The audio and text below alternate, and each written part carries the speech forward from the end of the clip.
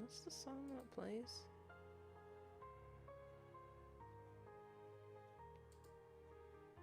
Oh, Daydream. Okay. That's a cute one. Is that...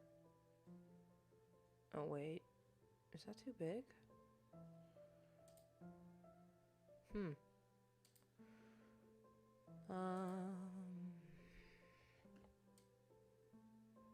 I'll just make this bigger. There we go.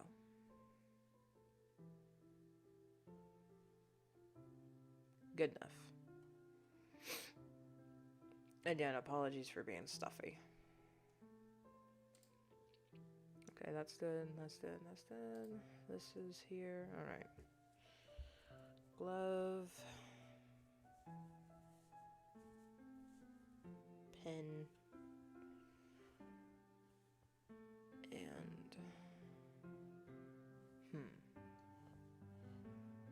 Should be the path to... No. Did I all caps the... Oh, that's why it's weird. There we go. Did it screw it up a little? No, it didn't. Okay.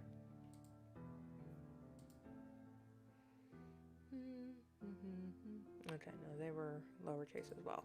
Alright, the path to spiders, stars.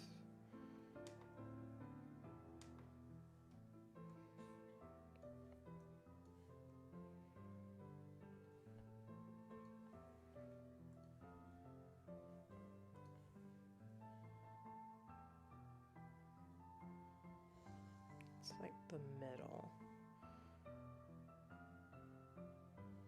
So that means they would need to be like here. And here. Okay. Right? Something like that.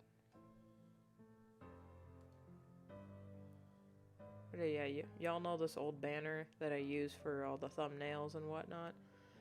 Well, these designs are outdated as hell since I've redrawn everybody. So I thought, you know what? We'll just redraw everybody. Okay, my mic is on. And while I'm here, I might as well redraw. I might as well just draw the banner as well. So I'll put 6 correction.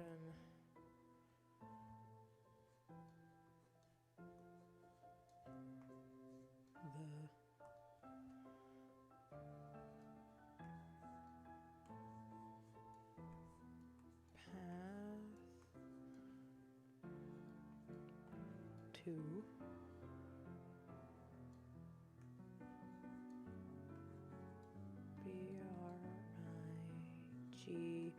BRIGHTER.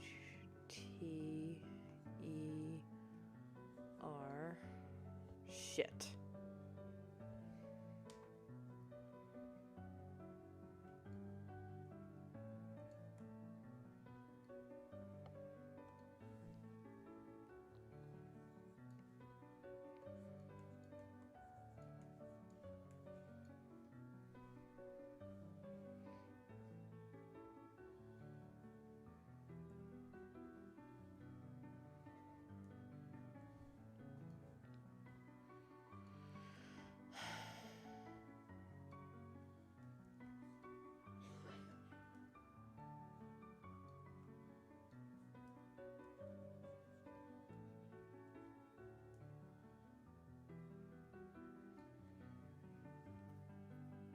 You know what I should do, actually?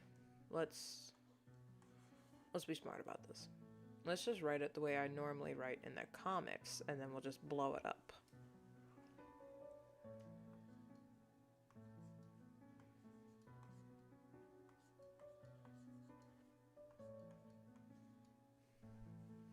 Which I still think I should write 2 a little smaller.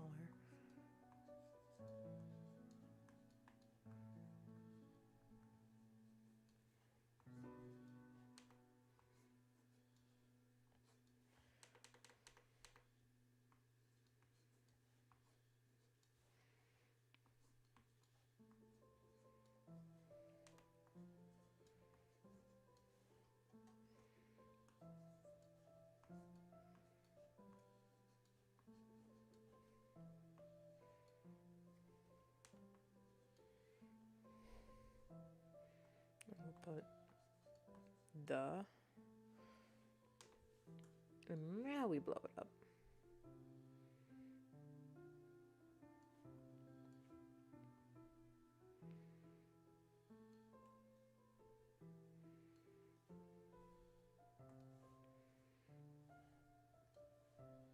Is that center? Right.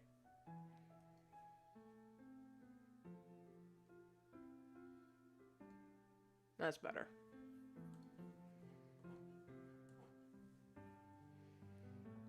And then we erase. And then now we add color. So I think the background should be... I think I'll change the font colors as well, but we'll see. Let's make this a sky and then have like the stars coming through. This will be like the picture I use on my DeviantArt and on Toy House.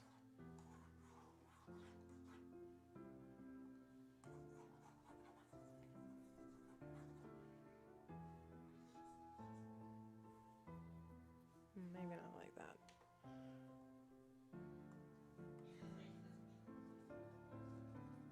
Just so we can see the text a little bit, and then sparkle brush.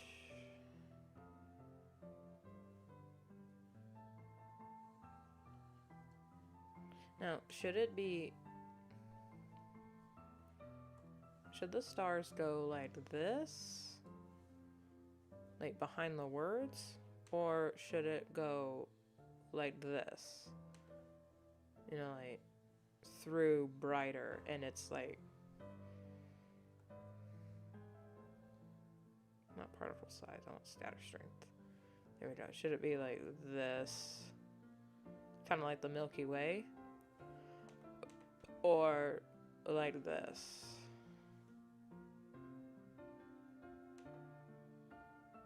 No, I kind of like this one.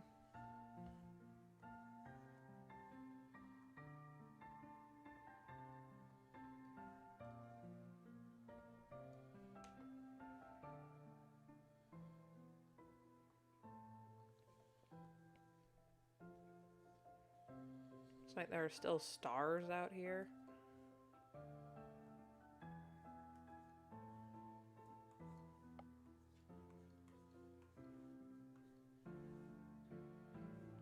These guys through here are brighter. But actually, you know, behind stars, it's darker.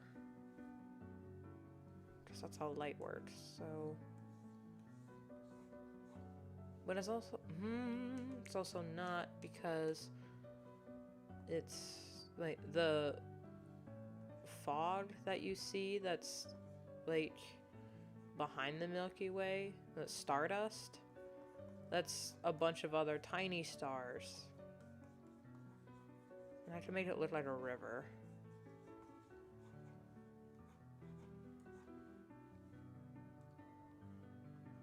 But it's also like nebulous clouds and whatnot. So in the corners, I can make it darker. Which, yay, fun time.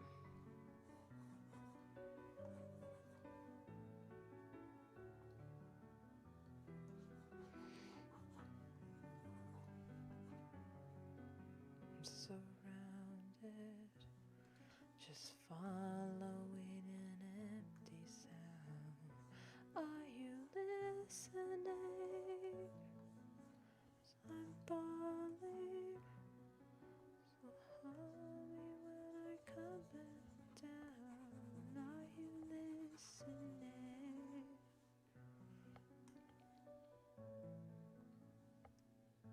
If y'all haven't heard of the band called Wake Me, they are really good.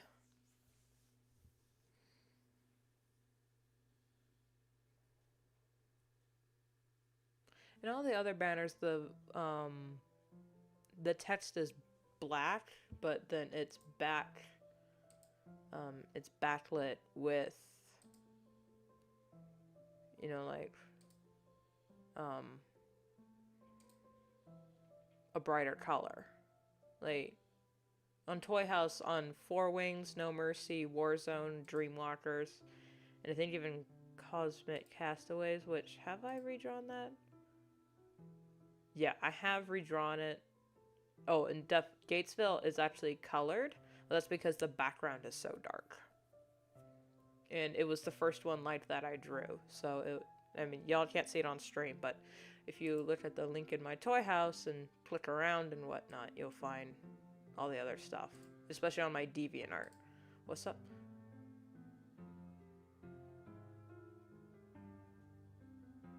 Oh, okay, no, I'm sorry.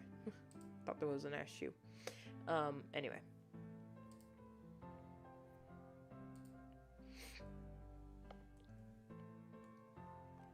So I'm wondering if this should be one of those things where,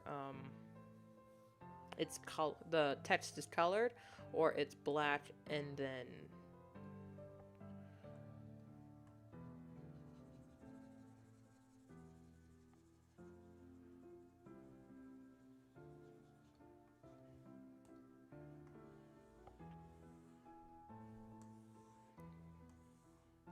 When I could ask my sister. She's kind of like my control group for the standard audience. So whenever I have a question like, what do you think reads better to, like, an outsider, this or this? Or, like, scenes and whatnot. She's kind of like my beta tester for certain things.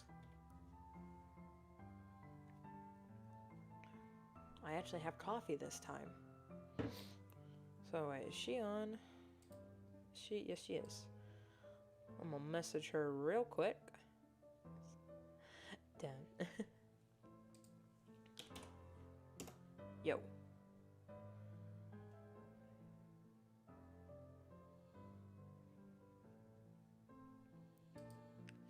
And if she doesn't respond, it's okay. I can figure this out. So this is what we have so far. Either black text with the glow in the background, or the glowing lights, and it's more focused on the stars. I kind of like this one more.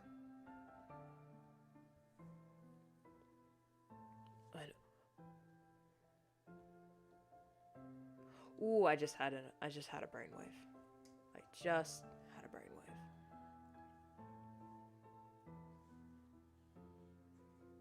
Oh, that's not dark enough.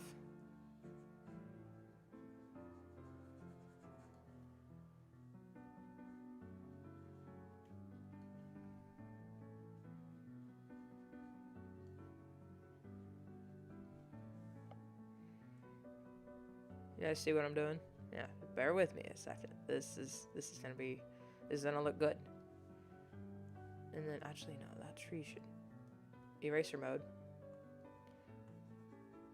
She responded. All right.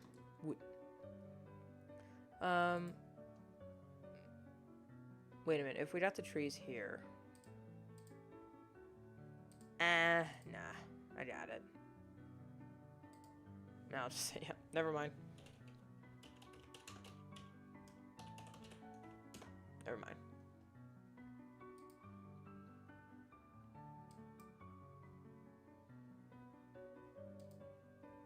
Alright, everything's good. Okay.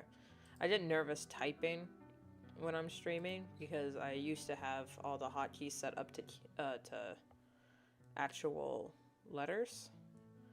So then whenever I would type something, it would affect my PNG, and I didn't realize that was a thing until I'd be like, look back on the stream later and go, oh, shit.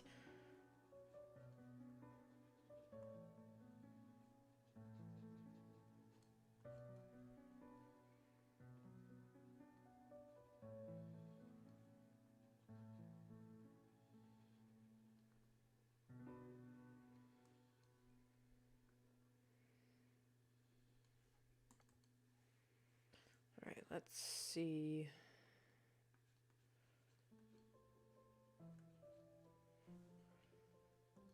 How this looks.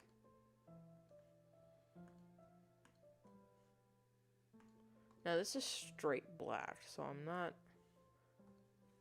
quite pleased with it. I'll add a little bit of green in there. I won't add too much detail since it's the bottom and you're really not supposed to focus on it, but I liked that. I think I'm going with the smudge and kind of rough up the edges a little bit.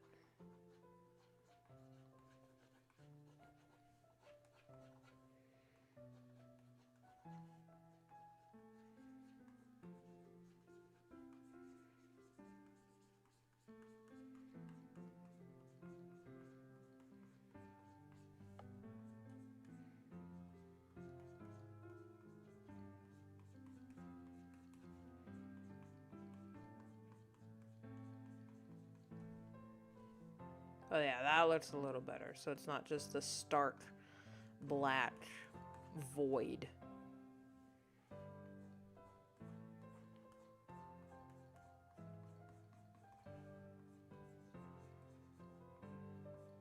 Oh yeah, I was talking about the band Wake Me. They're a really good rock band. I think they're independent, and I don't know what their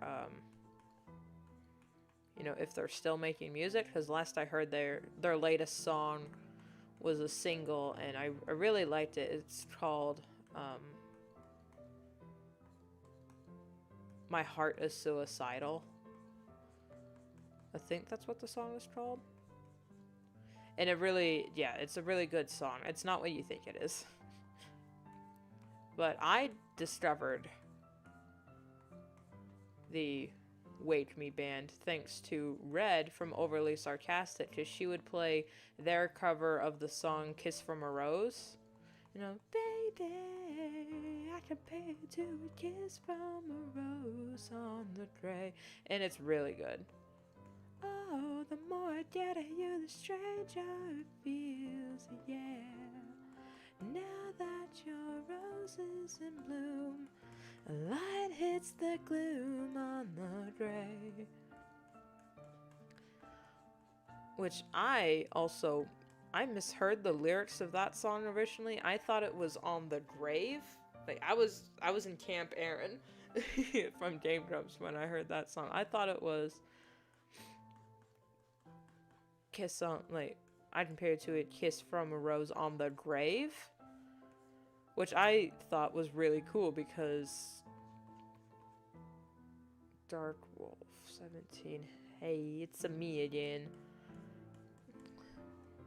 It's a me. Hello. Talking about indie rock bands and how misheard lyrics can construe your entire perception on a song. So I thought the lyric was kiss from a rose on the grave, which I thought was really cool because, you know, like in vampire lore, if you leave a rose on their grave, they won't leave at night, which I thought was like, yeah, that's really romantic, a rose on the grave and whatnot. But that's not the song lyric. It's a rose on the gray. So it's just, oh, okay, well that changed my whole perception on that. Like, and there's another song by Wake Me called Blood Moon. It's a really good song, but I misheard the chorus, and now I can't even listen to that song without feeling a little bitter, because I thought my version was a little better. Like, a little bitter for being better. Okay, like, I thought, like, because the song goes, like, I thought the song said, I don't care if I don't make it out. It's your breathing I can't live without. I know I can take it. No, I can take it. Know that it's your breathing I can't live without. I thought that's what the lyrics were. But apparently not. Apparently, the real songs were, I don't care, I don't care, wait, no, it was,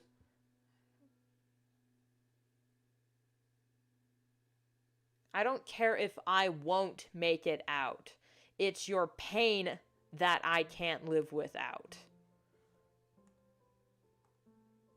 No, I can take it. I know I can take it. Know that it's your pain that I can't live without. I'm just... What?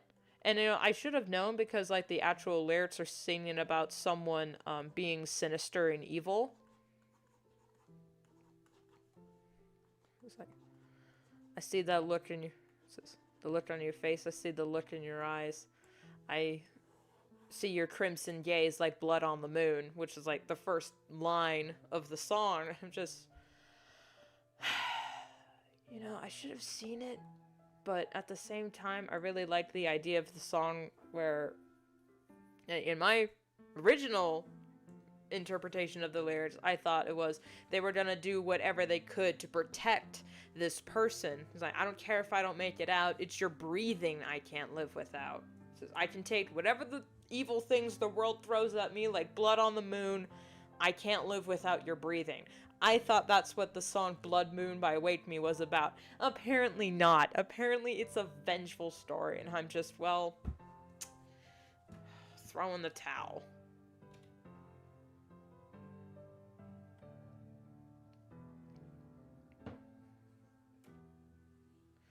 So I'm salty about that. There we go. Another misheard lyric that's also really funny, in my favorite song of all time, is Enter Sandman by Metallica. There's a line where he said, something's wrong, something's light, heavy thoughts tonight, dreams of war, dreams of liars, dreams of dragon's fire.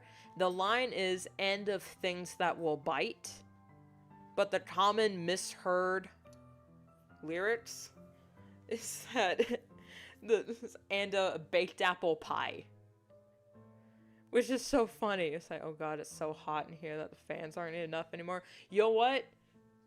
I am waiting for that weather to come. Like, in my area, it's still pretty good. Currently, it's like 68 where I'm at, but it's also kind of windy. But like Monday on my live stream, you heard I got really into a rant, and I was like, why is it so damn hot in here? So what I did to keep cool, put cardboard in your windows. Dark X Wolf 17. Put cardboard in your windows. It blocks out the heat and it blocks out the heat in summer and keeps out the cold in winter. It is really good. You gotta find enough cardboard to like if you're in a room with only one window, it's easy. You just get some cardboard that's big enough to fit in the window and block it out. But then of course you can't look out the window anymore. So like keep 2 windows available. But like if you want a cold room, put cardboard in the windows and have blackout curtains. Blackout curtains are a godsend. So yeah, that's for the weather. You don't have to call it. Well, I'm sorry. It's just what I saw the name and I don't. What would you like to be called?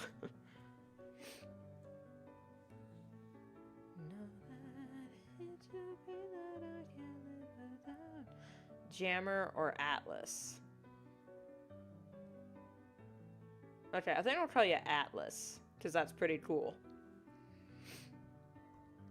So yeah, with the Metallica song, it's like, dreams of war, dreams of liars, dreams of dragon's fire, and I think that will bite, yeah! So yeah, it's very easy to see why people misheard and a baked apple pie, instead of, and I think that will bite, yeah!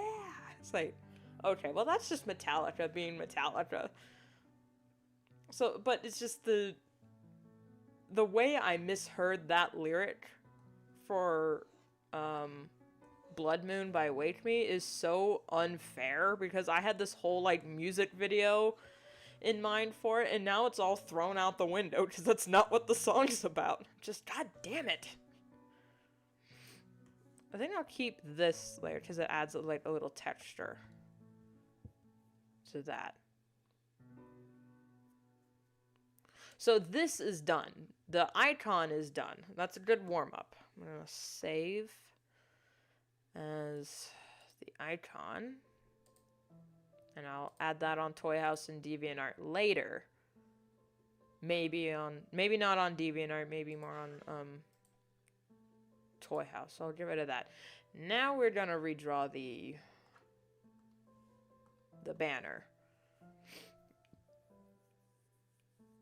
which was taken from the page 1 of the comic, which again I forgot to link in the description because I'm a dingus. You know what? Yeah, hold up. Hold up, people. Because I forgot I'm streaming this one. Alright, let's find page 1.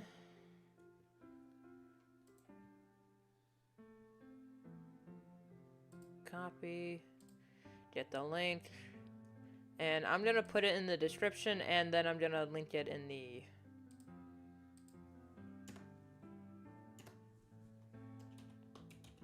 page of comic. Paste. Save. Okay, there we go. Now I'm going to post a link to the comic in the chat, if that's alright with y'all. Well, it better be. There we go. Not too close to move, I see your crimson waves like blood on the moon. There we go. First page of the comic. Because I keep forgetting I need to mark it myself. If she's that big, I'll have to make her smaller. So this is the original deal. But their designs have changed a lot. Same with my art style. So I think I'm going to say several words multiple times. I can either redraw it as is and just use the new style, or I can change it completely. But with the added icon,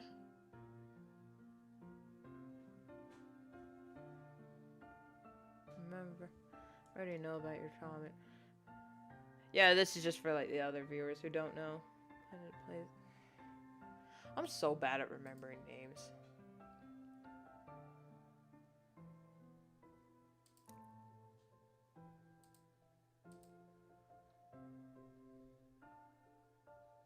The name does seem familiar, but I can't place it. Oh, there you are. Yeah, okay, I know. Yeah. Okay, yeah, I see your name now on the likes.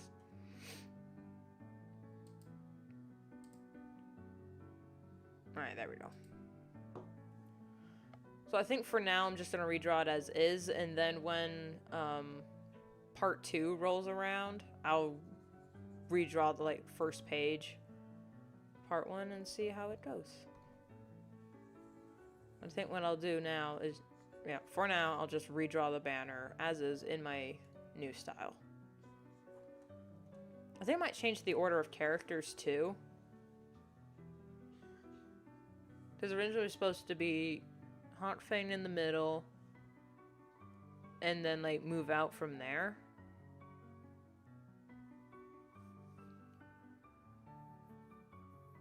I feel like I should change the order, because here, when I drew this, it was supposed to be how they would stand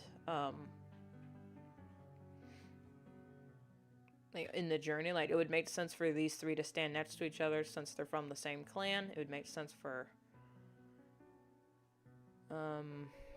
Hazelpaw and Lionstripe to stand next to each other since, yeah, they're from the same clan. But I'm not sure anymore. If I should change them around story-wise. Switch Splashpaw and Ivy Whisper around. Put Hazelpaw next to Splashpaw. Maybe Lionstripe over here. Then Snowblaze.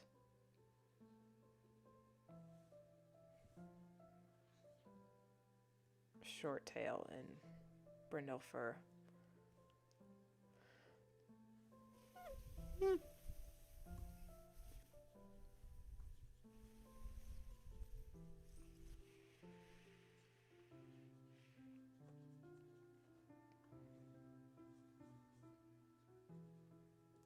She's not that tall. She's an average-sized cat. She's just lanky. So my iPad heats up. Oh, wow. Yeah, it's rough. Summer is rough on electronics. Which is why, come summertime, I'm gonna switch to a night schedule. Like, once it starts getting up in the mid 80s and higher more consistently, I'll switch to a night schedule. Because I did that last year. And it really helped with my workflow, with my chores, because then I just worked mornings and evenings and then slept the day, but then woke up. But then again, some other things are going to be going on in summer, for at least for most of summer, and my sister might need my help during the day. She doesn't. We can't all be asleep during the day, especially because that's when people are awake.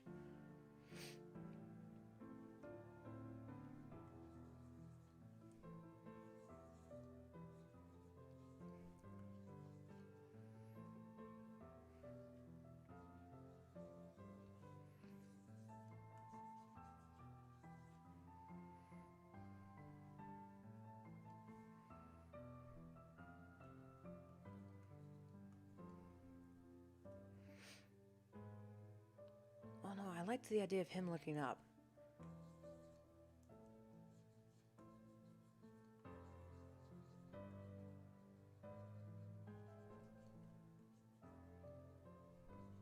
I liked, yeah, the idea of him looking up at the stars.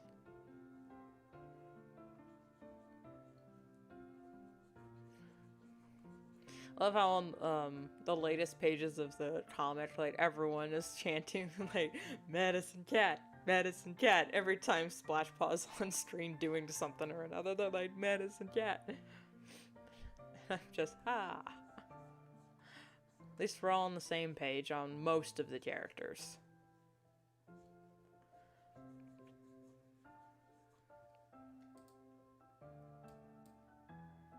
Yeah, there we go.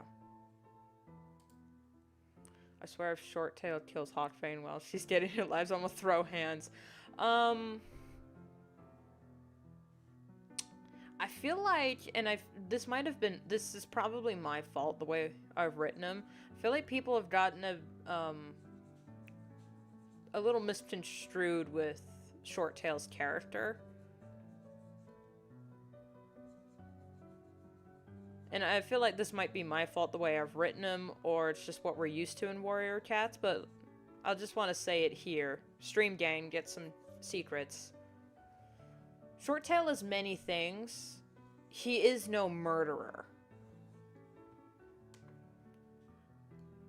Like, I don't know if it's gonna be mentioned in the comic, but it might be brought up in his backstory later. But when Hawk Frost went against River Clan to join with Mudclaw and whatnot, Shorttail was against Hawkfang. Not Hawkfang, Hawk Frost. I think Shorttail actually thinks Hawk Frost is a poor excuse of a River Clan warrior. And it's not because of his mixed clan heritage. Shorttail actually couldn't give a toss about your heritage. It's how you act. He thought, Shorttail wants to be leader, but he wants to do it the right way. He wants to have a legitimate claim to leadership, but he just wants a chance to be recognized. Which is why he is so loud-spoken, why he, is questioning, not really StarClan's authority, but he's, like, questioning Hawkfang in this situation, where he's saying, well, what are you gonna do if it doesn't work and they reject you? Like, are you going to keep this from me? Which is why Hawkfang said, well, if it doesn't work, you'll be the first to know. And I made a joke saying, like, well, technically he would be, like, fourth or third.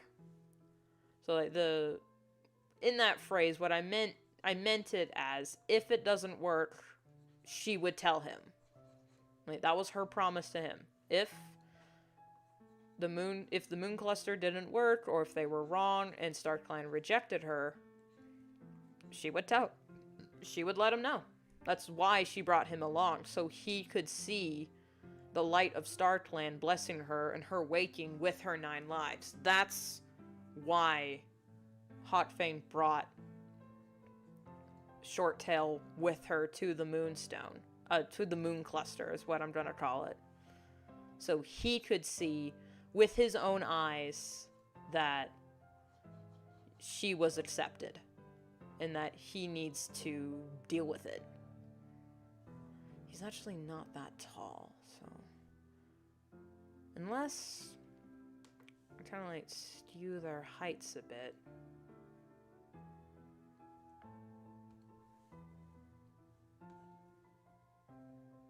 Like, proportionally wise, he is short. I mean, I had a height chart a while ago. Hold up, let me see. Oh, that's the wrong.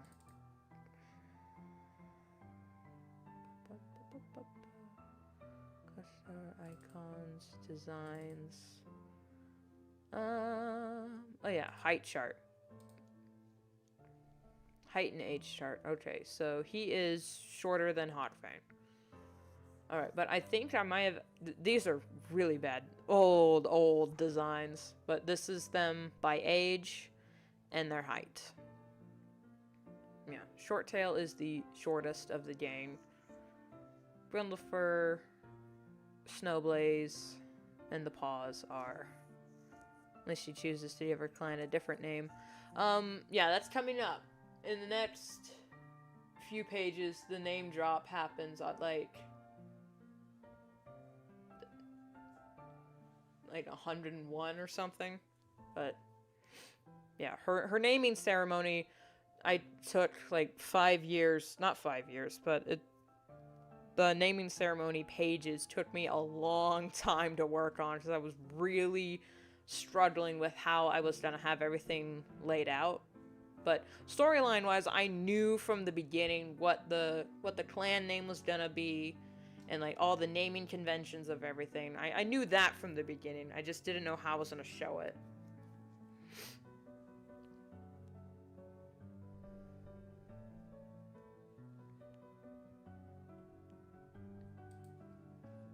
So he's actually shorter, but she... Here I have Hot Fang come up to like his neck, but like in the pages I think I've drawn Hot Fang significantly shorter, like coming up to Ivy Whisper's shoulder. It's really hard to maintain height differences. Like with this, yeah, no, but she comes up to his neck here too, huh?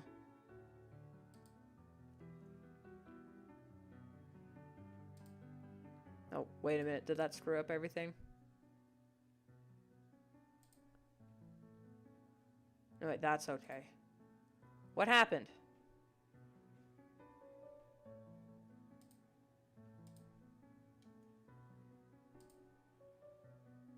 Now, this shows everything fine. What's up with you?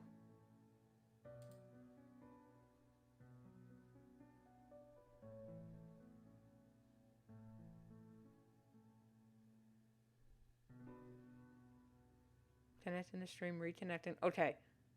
I think my playback just freaked out for a second there. I apologize.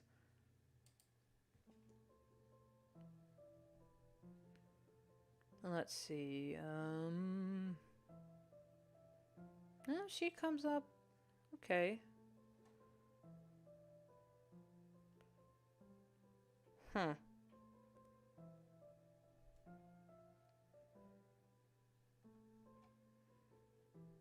Alright, well, it just seems like I keep drawing Hot Fang shorter and shorter every other page, or like Shorttail gets smaller and smaller, which I really don't mean him to be. I mean for them to try and stay as consistent as possible.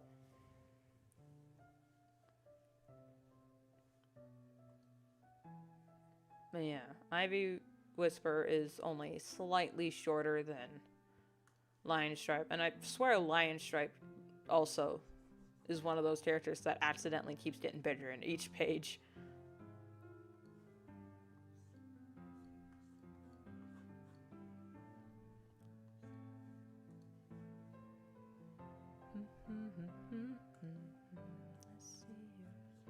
My innocent ways, they won't work on you. They won't work on you.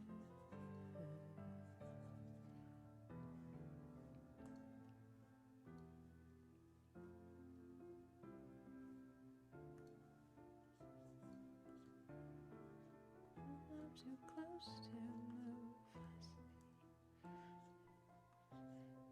Your crimson rays, like blood on the moon, like blood on the moon.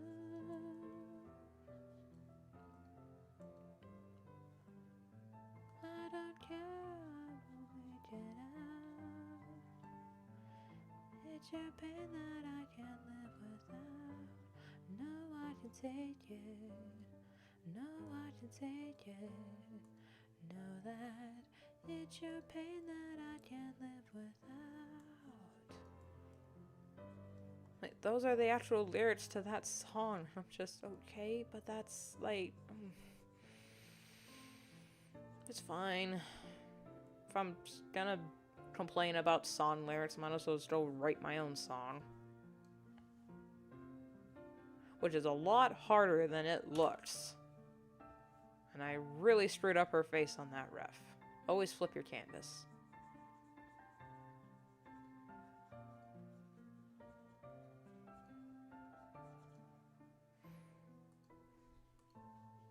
Okay, again 3, but closer to her face.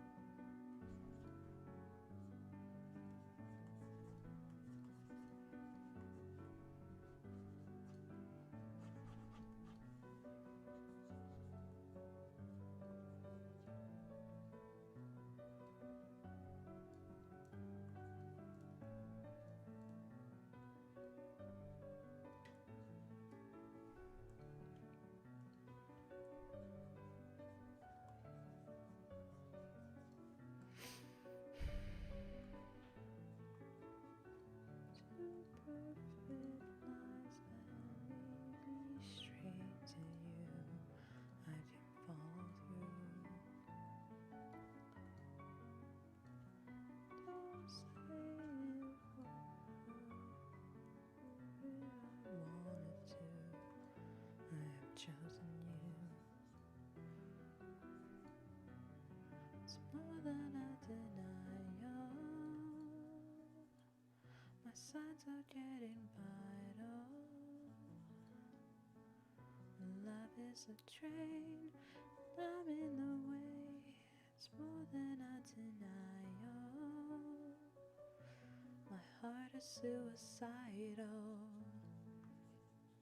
I can't imagine how that sounds to you guys with me singing in the background trying to, fill the silence that I hear. But for you guys, you hear the background music that I've chosen for the stream at the same time as me singing random tunes. I wonder how weird that is for you guys. Unless, the background music's quiet enough.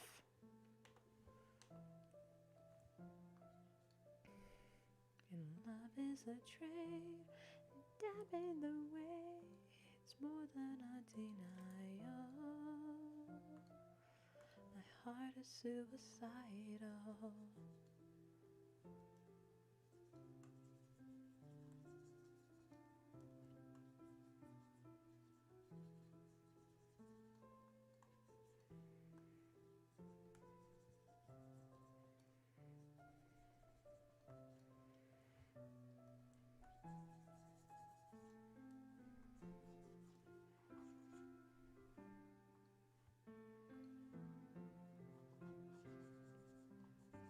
So yeah, don't worry, Path to Brighter Stars fan. Shorttail's not gonna try and kill Hot Fang. That's not his way.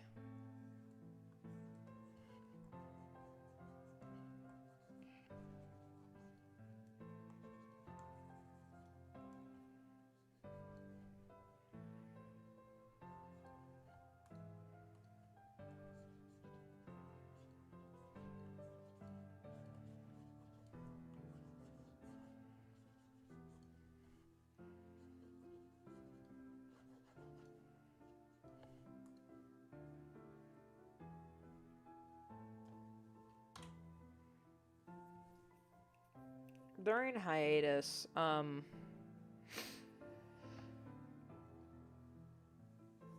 still gonna be posting stuff about Path to Brighter Stars. Like, I'll be posting their new refs on DeviantArt in place of pages during the hiatus. So, it's like, I'm not completely offline.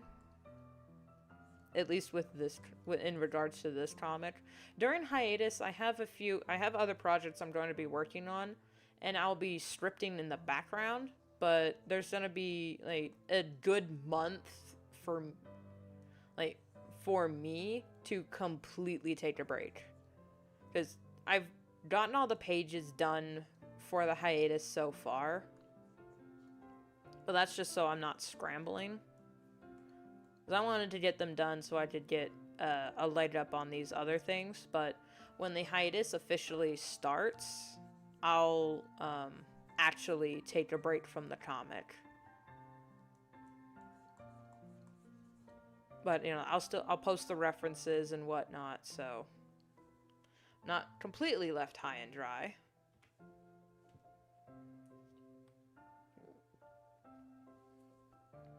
Oh, excuse me.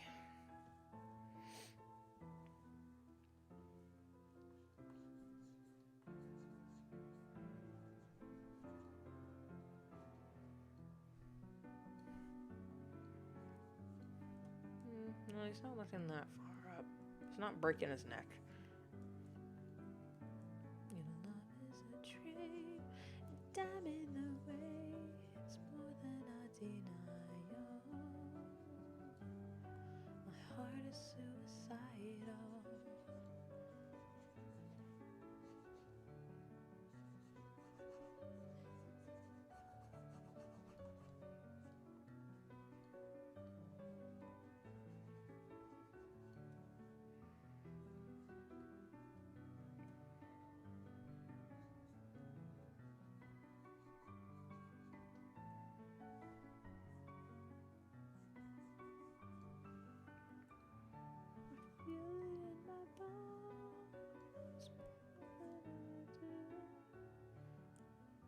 Do you happen to have a Discord? I do.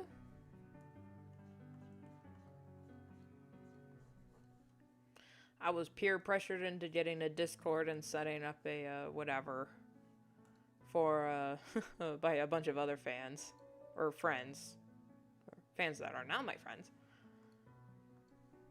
But I'm not active on it literally at all, and that's just because I got the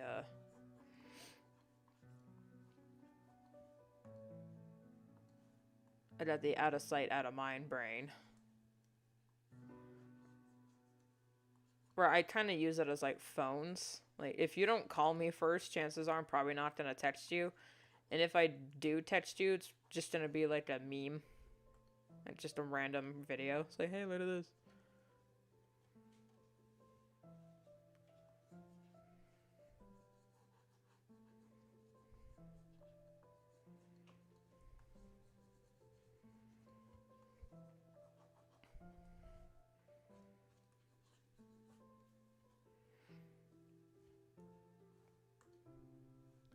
I am still having trouble believing that I've been working on this hecking comic for a little over 2 years now.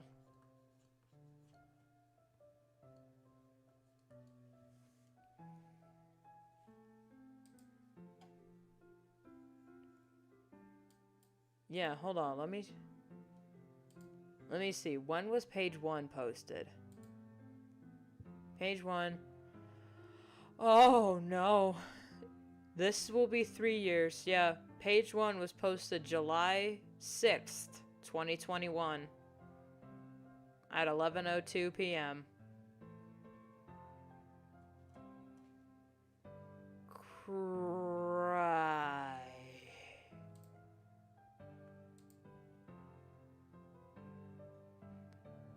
Oh, I was trying to see if those were hot fangs or short tails. It's really hard for me to tell. No, that's okay.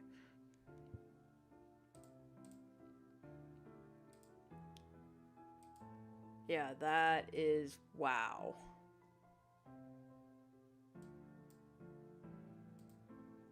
Yeah, I've been working on this Hetking comic for 3 years, and we're about maybe halfway through the first part. And I'm a madman who can't be stopped. So this is gonna be probably like a 6 or 5 part story. And this was just supposed to be this is just a silly fan comic for me to practice making comics for my official stories, and it won't take long at all. I'm just, oh my god.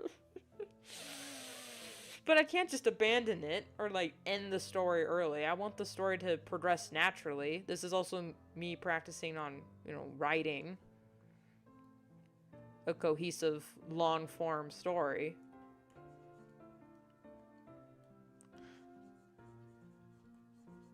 So, like, if we just do the math.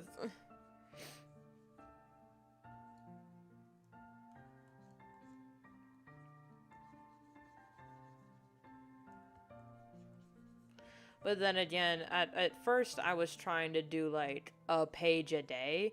But then I realized that was literally too much for me. So then I went to, like, a page a week. And took hiatuses and breaks and whatnot, and was still being very, very foolish with my time management. So now I'm doing 2 pages a week because I just want to get this stupid comic done.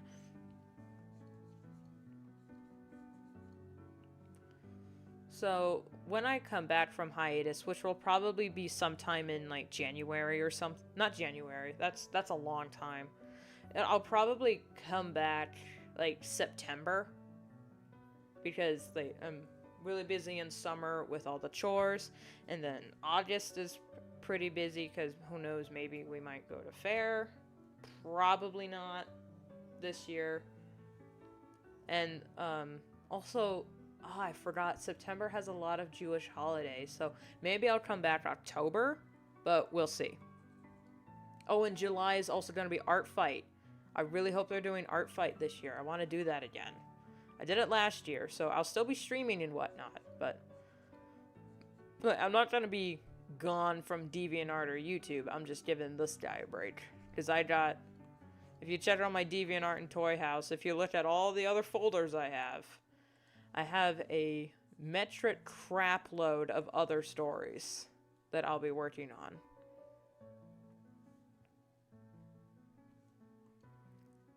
What was his pose?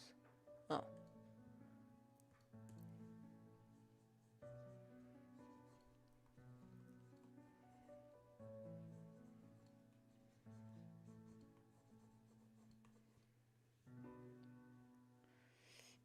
You're gonna do Art Fight 2? Yay!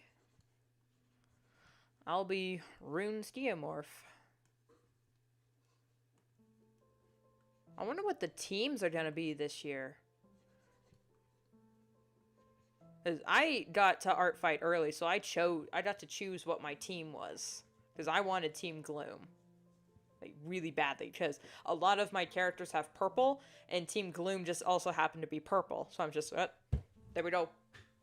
Purple mushrooms. That's my team. And I think we won. Like, I don't remember who won because that's not really what it's about. And I had so much fun during Art Fight, so July's gonna be full of a lot of late night streams of me trying to like look at someone else's character reference and go, okay, let's see what we can do here. But it's so fun. It's so fun.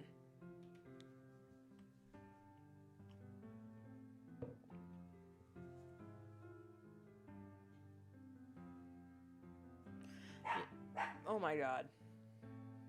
And my dog is barking. I'm gonna save. Oops. Hold up. I'm gonna save as. Cover. Toy house. Cover.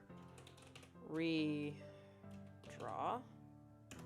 Save. And I will be right back.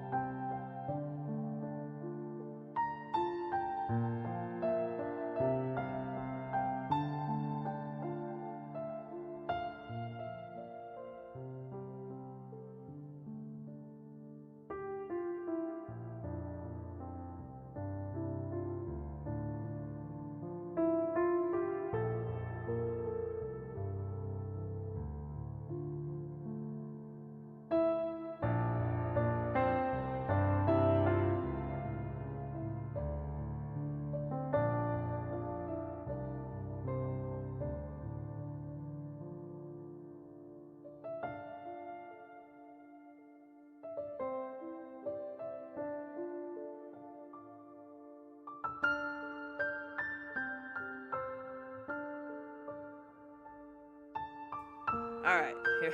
Whew. One of the many downsides to drinking an absurd amount of coffee. You need to take an absurd amount of bathroom breaks. How far back did that set me? Oh, not far at all. Alright.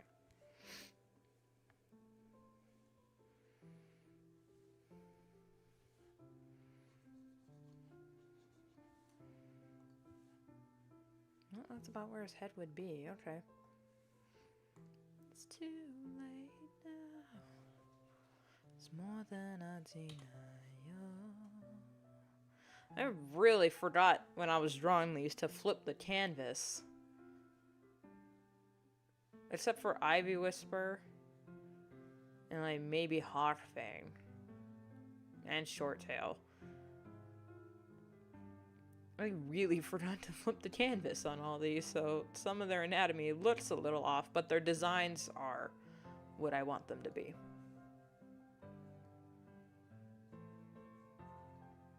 No, that's not the right hair. Let's actually follow the references. I need to follow the directions. There we go.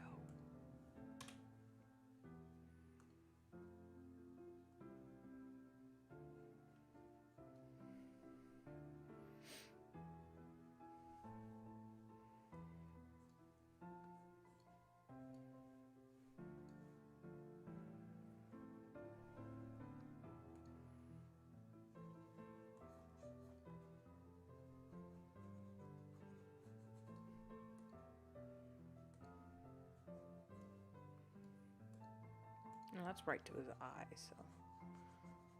There we go.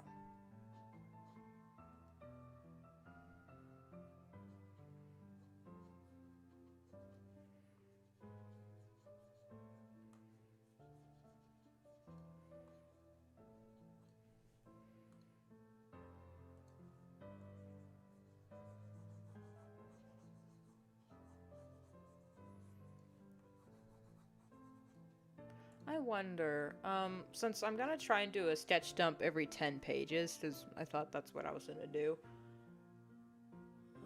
We hit page 100 in next week, the week after the next. And I'm wondering what I should do for that sketch dump, because it's like right in the middle of a story. And I'm wondering, should I... Because I wanted to do a stream where I draw the characters as humans, just as like a joke. But I'm wondering, should I save that for like a hiatus stream for hype? Or should I just do that then, and then for like hiatus hype streams, design... I'll be posting their redesigns, but also be drawing some new characters that are going to be popping up. Like, I won't give any information about the new characters, but there's definitely a few new characters that are going to be popping up in the next few bits. So I'm wondering if I should wait for hiatus streams to be that.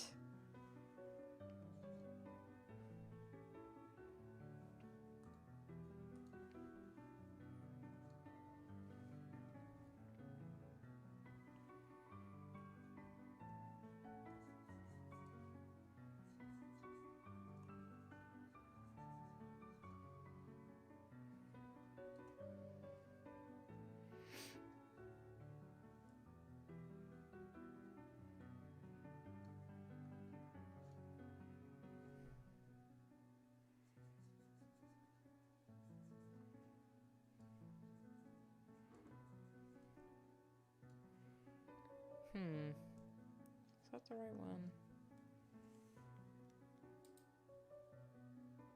Okay. Whew. I just had this mini heart attack. So I was like, wait, did I turn my mic back on? Oh my god. I did. That's just gonna be a reoccurring nightmare I have while streaming. It's like, did I even turn that mic? But I didn't.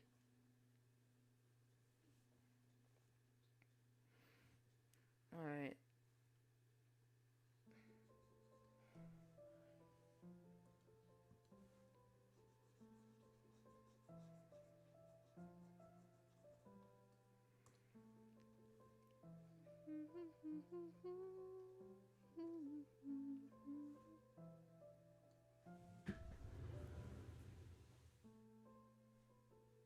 Okay, that was just the door.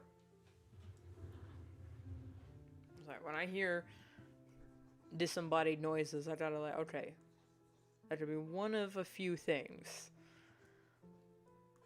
Someone's here, someone's just in the kitchen with Dinah, or a cat just threw up. Either way, I gotta investigate.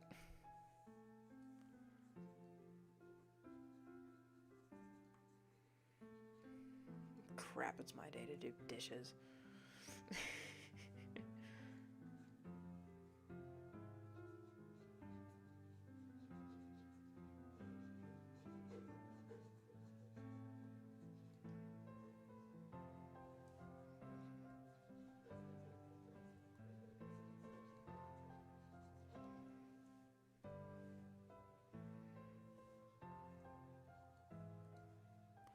She has 5 wefts, because it goes from her ear straight to her cheek.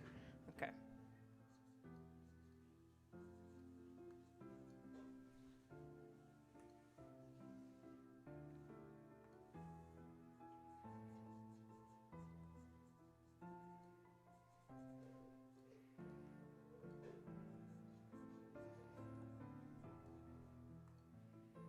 Goes up a little bit.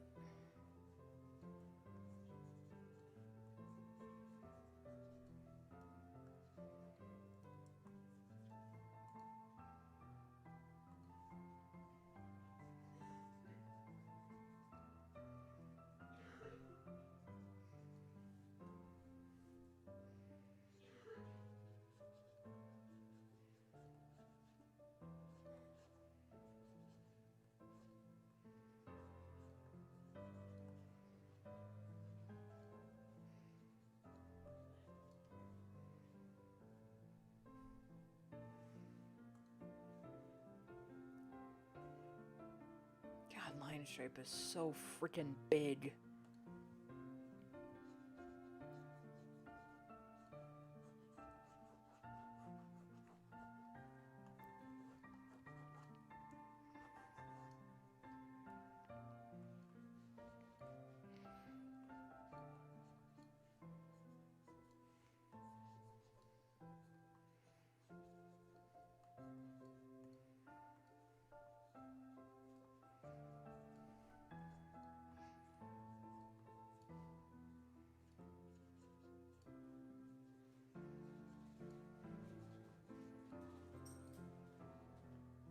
Might just do that just to cover up his ginormous size.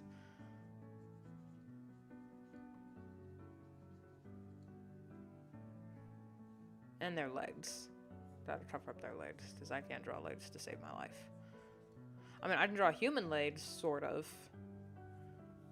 I'm actually pretty proud of how sufficient I've gotten with drawing humanoid anatomy, because I used to only be able to draw cats.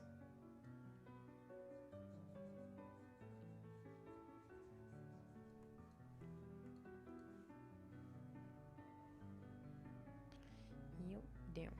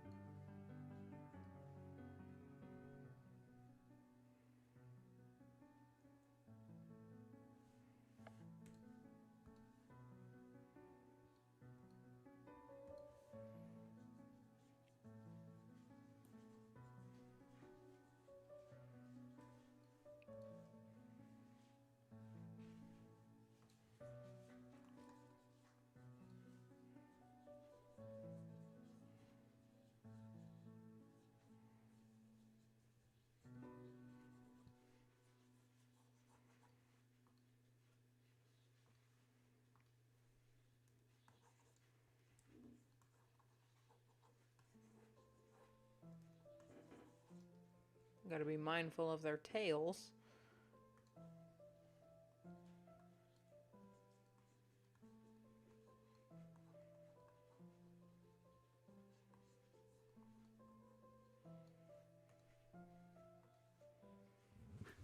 Elias. No licking.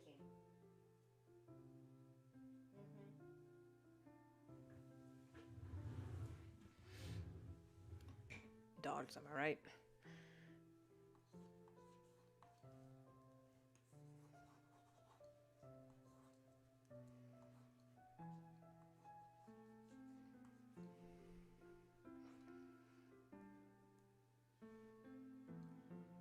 So if that's his body, that means this, this, that, this. Okay.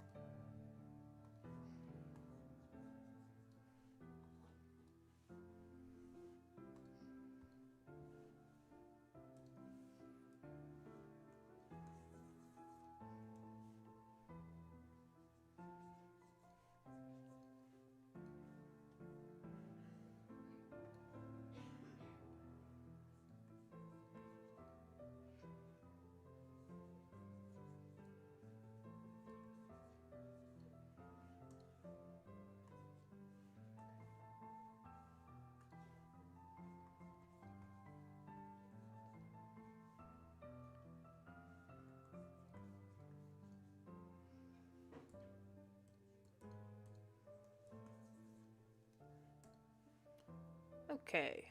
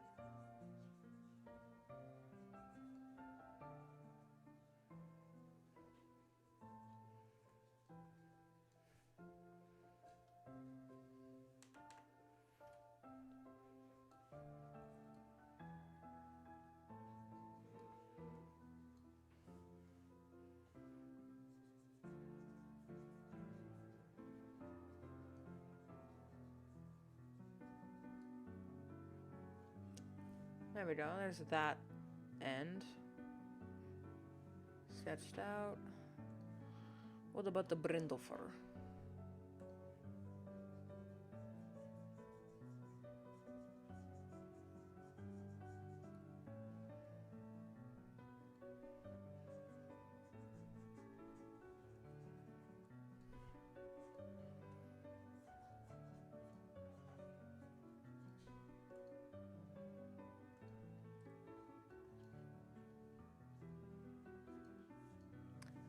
Whomst dares? There's a fly in my room.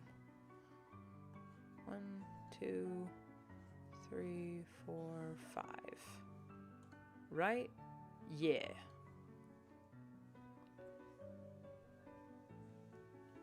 Something like that.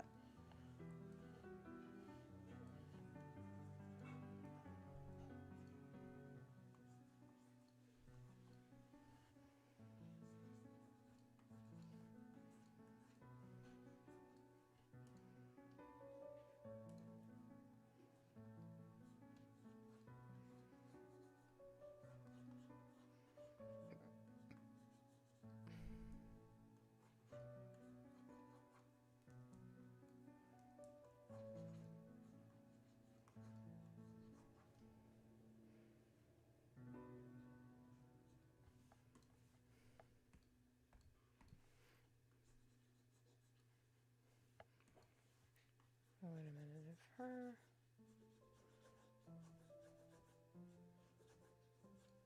like this...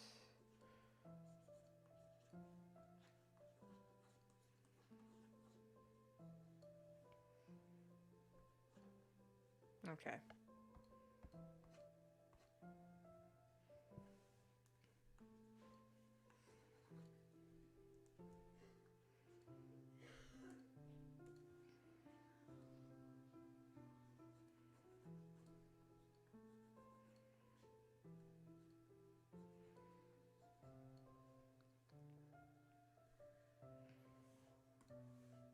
I think what I might do is I might scoot her in a little more.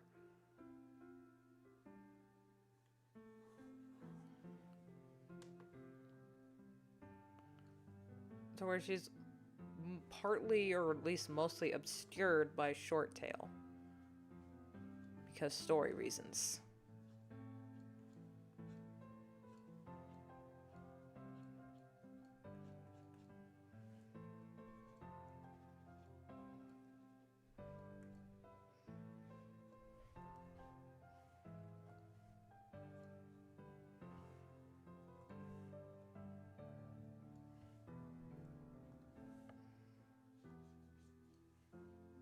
Man, where'd that song come from? I suddenly got the song Helping Twilight Sparkle Win the Crown got stuck on my head immediately. You're gonna make a sound. We can work together. Helping Twilight Sparkle win the crown.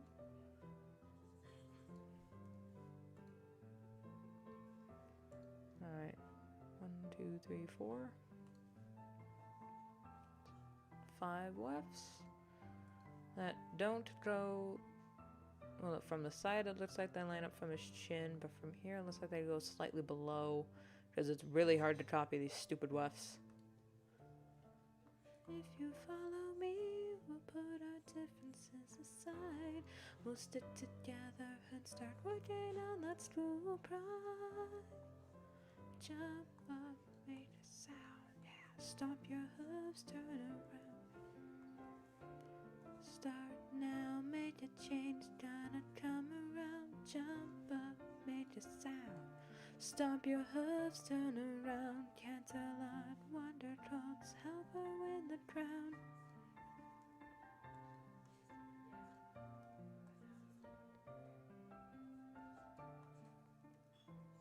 I don't hate the first Equestria Girls movie, but Rainbow Rocks is definitely my favorite.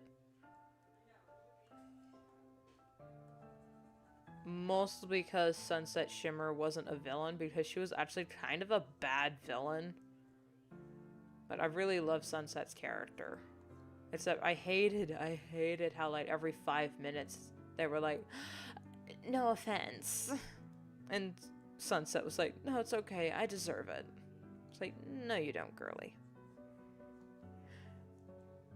Which was so funny in the show, because when they tried to do the no offense bit with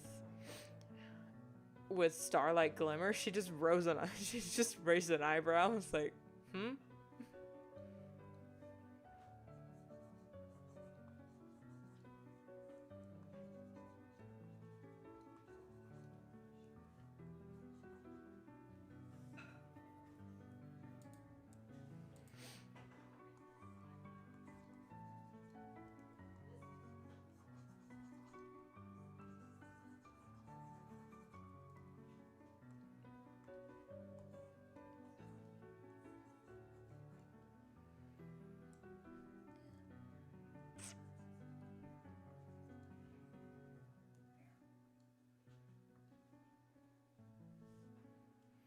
Jump up, make a sound. Hey, stomp your hooves, turn around. Start now, make a change, gonna come around. Jump up, make a sound. Yeah, stomp your hooves, turn around. Canterlot, wonder colts, help her win the crown. Jump up, make a sound. Stomp your hooves, turn around.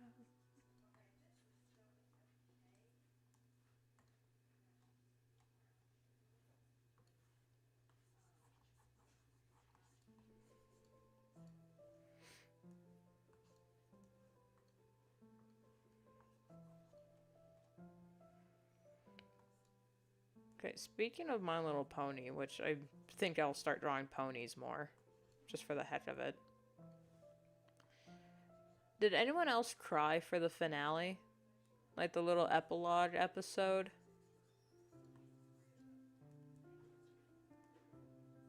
Come on.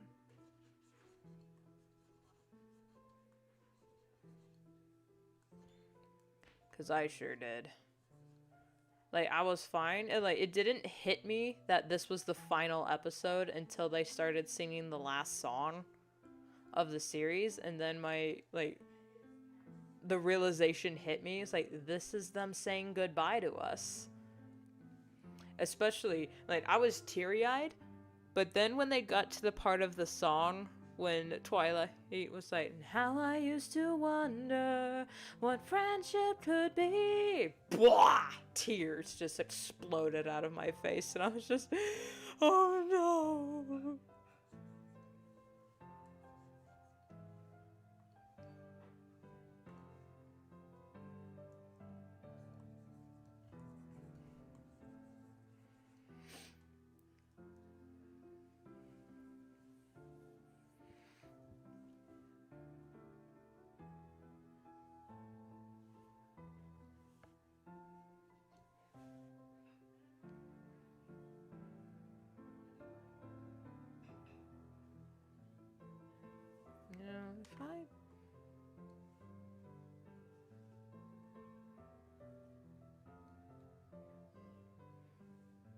If I tilt everything to where they're all in the shot together.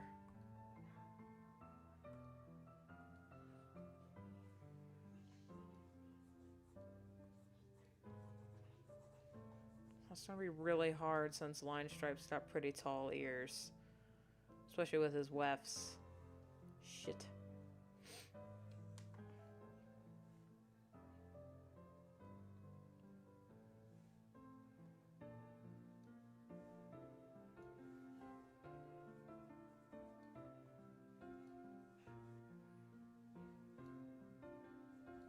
Damn it.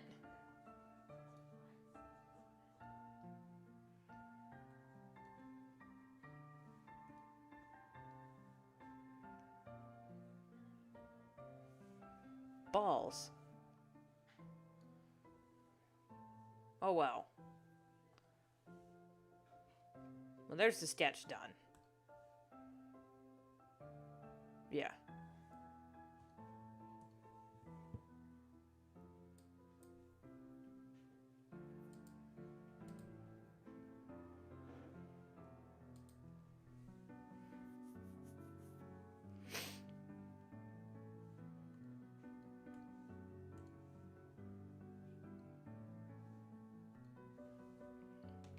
save. And then I'll move on to the line art. I think.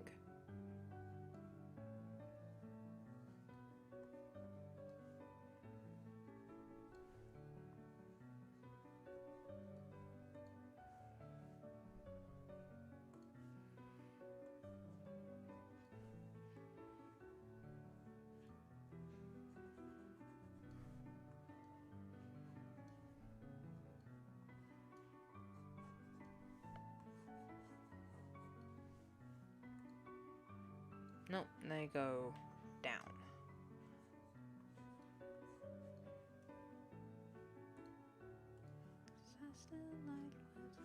About you. We're not flawless. We're work in progress. We got dents and we've got quirks, but it's our flaws that made us work. Yeah, we're not flawless. We're work in progress.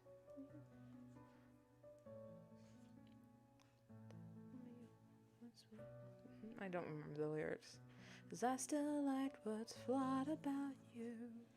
Something like that.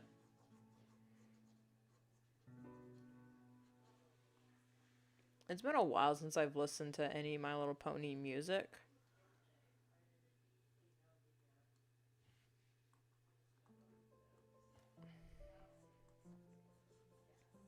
Except recently I listened to the song Perfect Pair. Because, oh my god, what a banger. It's just, everything about that episode, I don't care what people say. That episode was beautiful and cute. I don't care.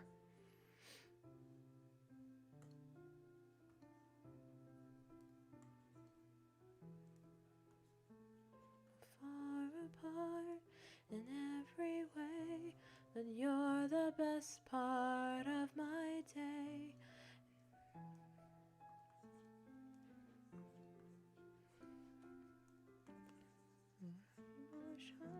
I forgot like half the lyrics, but on a prickly path that goes on for miles, it's all worth it just to see you smile. And I cannot be pulled apart from the hold you have in my heart. And even if the world tells us it's wrong, you're in my head like a catchy song.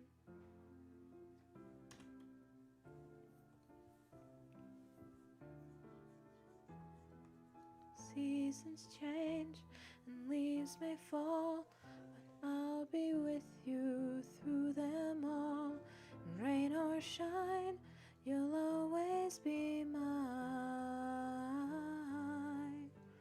On a prickly path that goes on for miles, it's all worth it just to see you smile.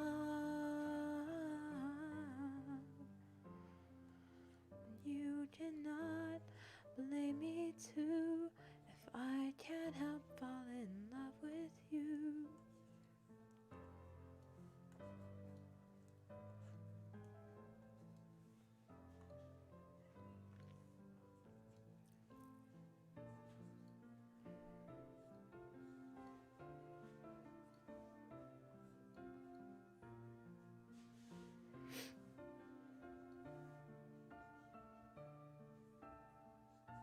There.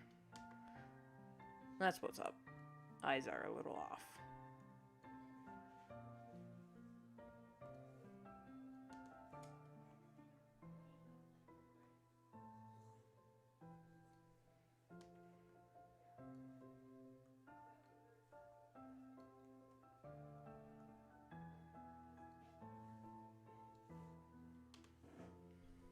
There we go.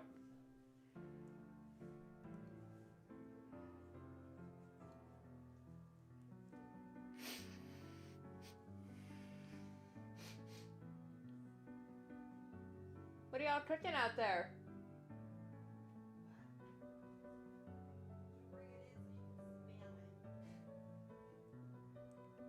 Can I have a bite? I'm hungry.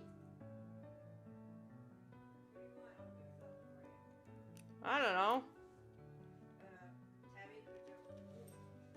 Whatever. Callie picked up eggs, meat, spices, put it on a tortilla. Well, if it's anything like it smells, I'll have some of that.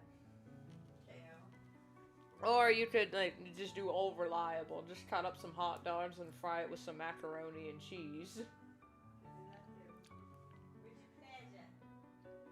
Either one. I just want just like a nibble. I'm hungry.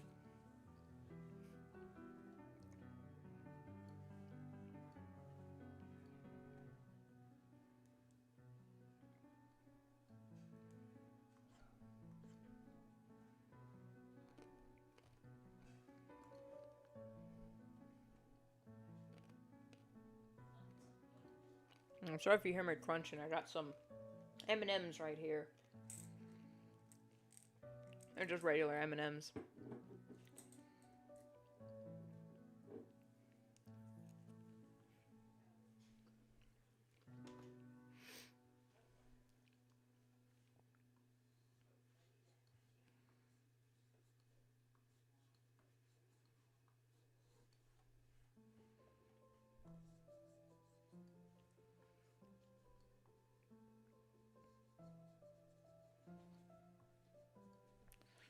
I didn't plan much for this stream. I just knew I needed to get this done, and it was Wednesday, so I was like, you know what, I'll just work on this. I was in a stream yesterday, because I was working on a bunch of just random references for other characters on my toy house, but I was not in a very talky mood, because Monday, I talked my own ear off. I made Yakko Warner jealous with how much I was yakking. So, cat, you're not allowed in here. I know I'm drawing cats, but go away. Please. Boshi. No, Boshi, would you like to say hi? Come here.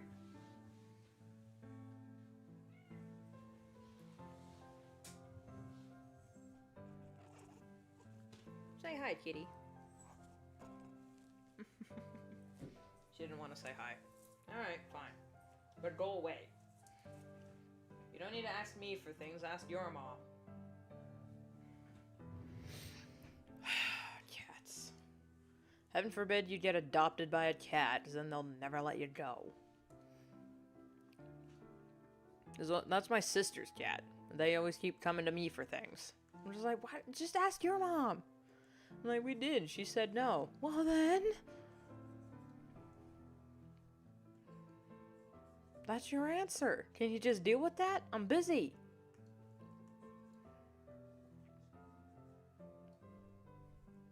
Anyway. For chats. Is this... Yeah, it says excellent connection. Okay. I'm just super paranoid. That was like, oh. Like, the stream is actually dead and no one told me.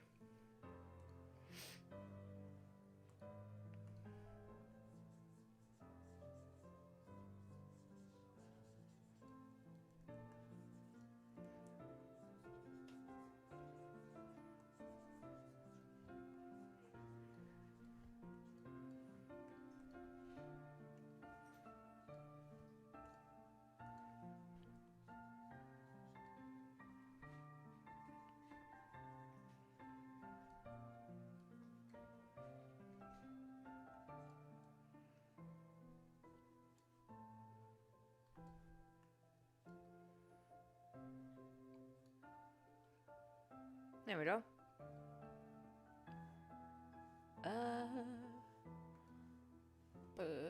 There, okay.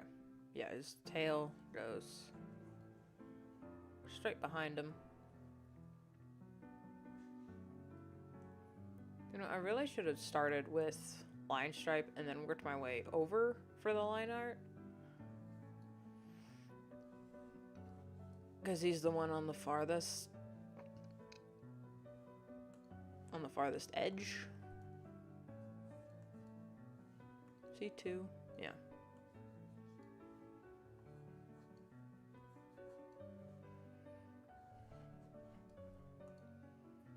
1, 2, 3, 4. 2, 3, 4. Straight. Box, box, box, boxed. Sort of. And on the back, 1, 2, 3. Yeah. Have a bite.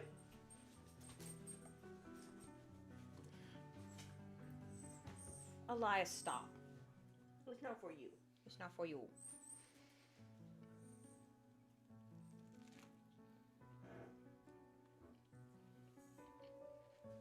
Mmm. That's pretty good. Yep. So I gave you a bite. Mom's making me in.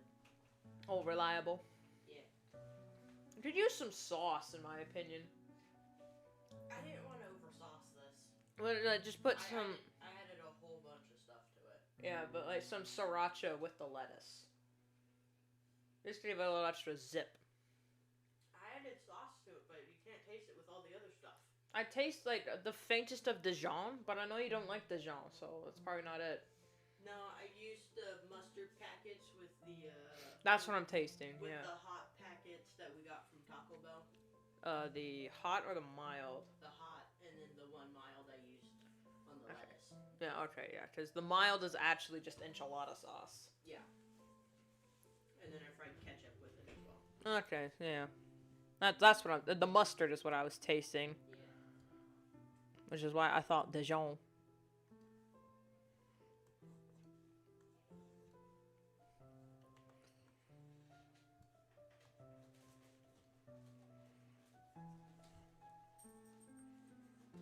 I don't know why people say white people don't eat spices, because I was so confused by that stereotype, because my entire life we always had an overabundance of seasonings and spices and whatnot. But then I like looked at other people's homes and I'm like, wait, you don't even have garlic? Where's your onion powder? It's like, where's your red chili powder? I'm like, oh no, we don't like red chilies. We don't like spicy food. It's like, okay, I'm not talking about spicy food. I'm talking about red chili powder. Because that's not spicy. It's just chili powder. And they're like, well, I can't stand any spice. Like green chilies. It's like they couldn't stand green chilies. And I'm just green chilies aren't spicy, eh? They're just, you know, a specific flavor of spice that I happen to not like, but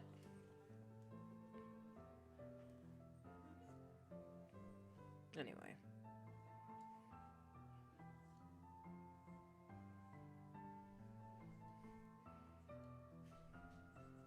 Wait, no, his eyes are boxy, not pointed. All right.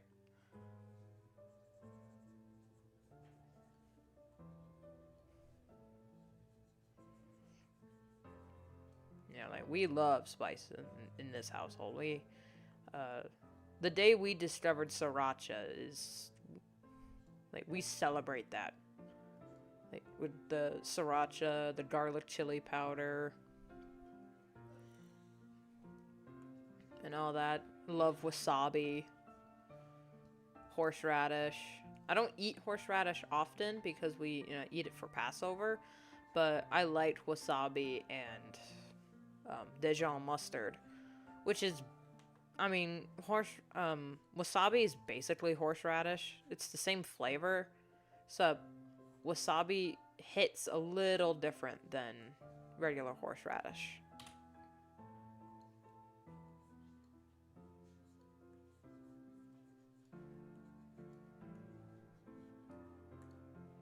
Three.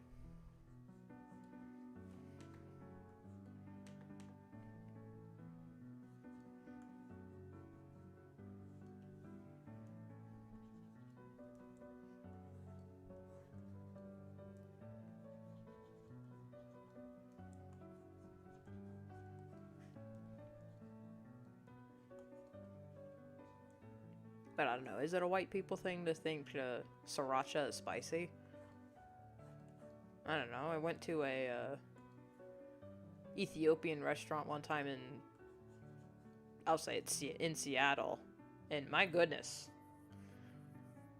I can see why they served my meal with just a bunch of naan and a pitcher of water, even though it was just meat in a sauce. Wow, that was good.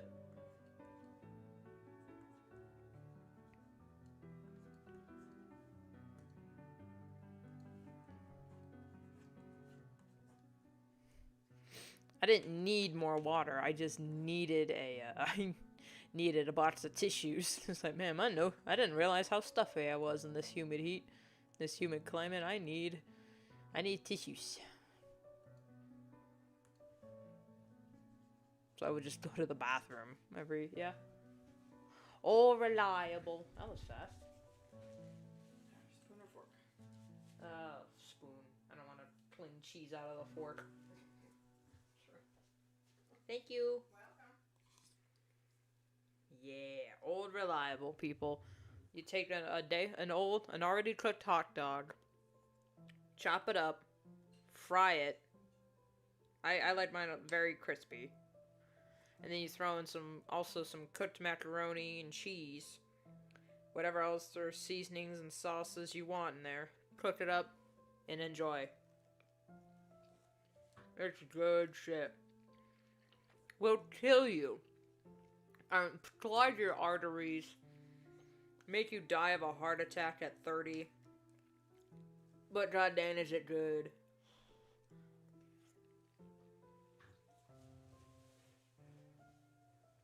I'm gonna eat that in the moment. I don't want to eat into the microphone.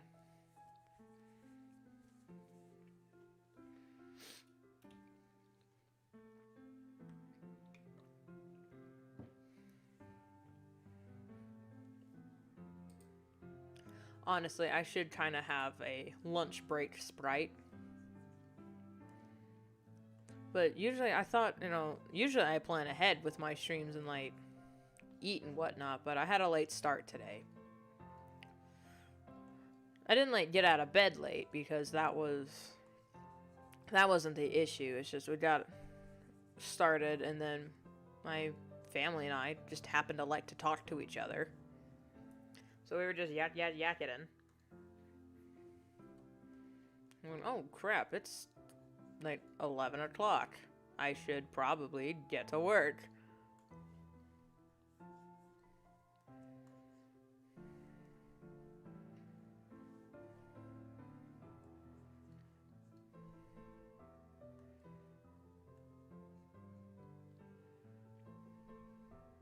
Yakety yak, don't talk back. Y'all know that song. Take out the papers and the trash, or you won't get no spending cash. Turn out the light and put out the cat. Yakety yak, don't talk back.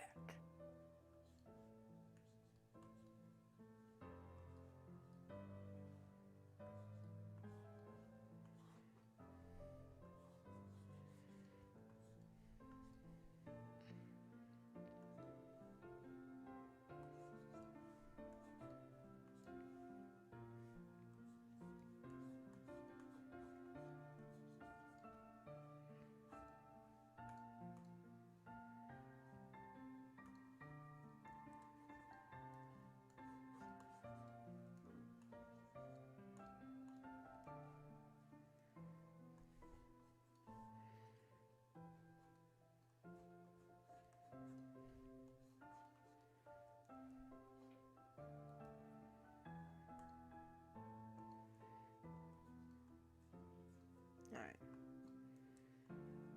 Come on.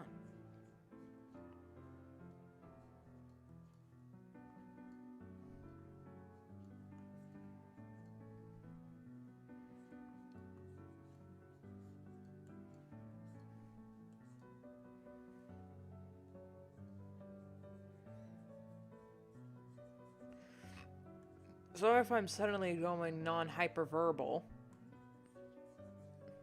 I'm doing the line art, so that means I'm going to be focusing extra hard. And since I got food to the right of me, and that means I'm going to be focusing, like, turbo focusing. Hey, Elias. Hey, Poppy. Hello, Poppy. Did you have a nice party? Did you have a nice party? Do you want your blankies? It's kind of cold in here, isn't it, Poppy?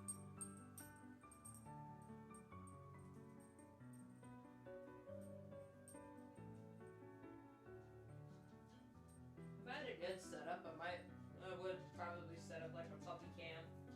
Y'all can see my dog while I draw. But then that might be kinda useless because he nuzzles under the blankets where you can't even see him half the time.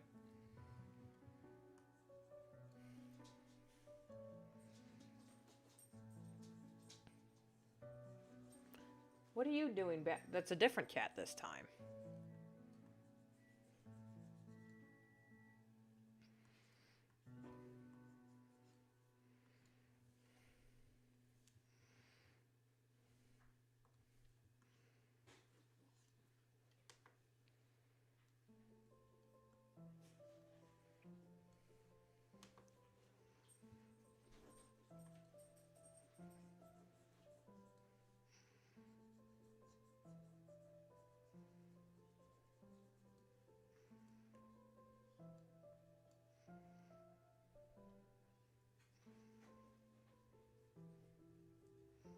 Alright. Home stretch. 3 characters left, and then I'm gonna... How long have I been streaming? An hour and 40? Okay. I think for,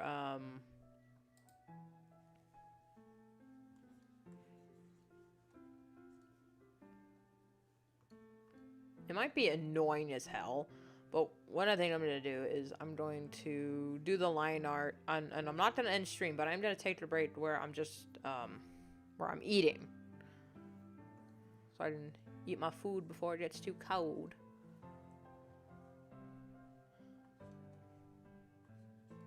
And then we can just chat.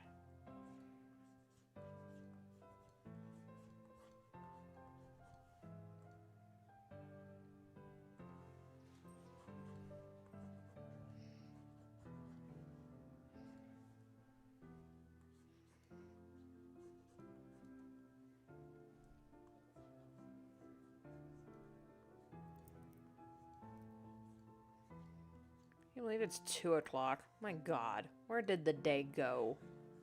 You know what? Despite the passage of time, I'm gonna treat it as an illusion for this next few days, and I'm going to stay up tonight because I don't really have much planned tomorrow. Just to get crap done. That, and there's a lot of writing stuff that I've kind of fallen behind on that I mean, I can stream my writing, but it's, the way I write isn't very entertaining. It's just a lot of research and whatnot, but I guess I could do like a, I haven't heard of any writers that actually write or work on a story during a live stream. Because that's really hard for me to do. To write while someone else is talking.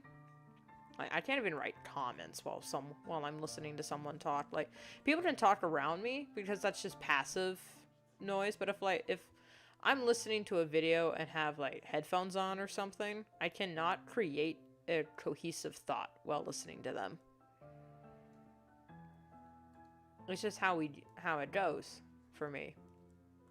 No, she actually has a bit of a ridge before her hair comes along, so we'll fix that. There we go.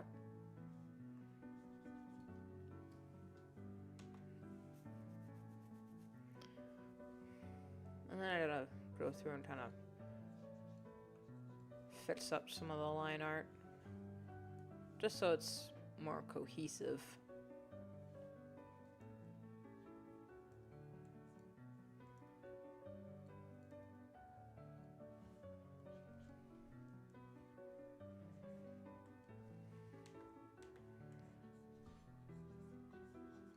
Does he have tall ears?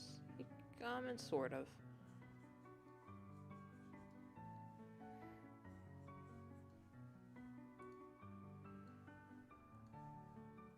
Come on.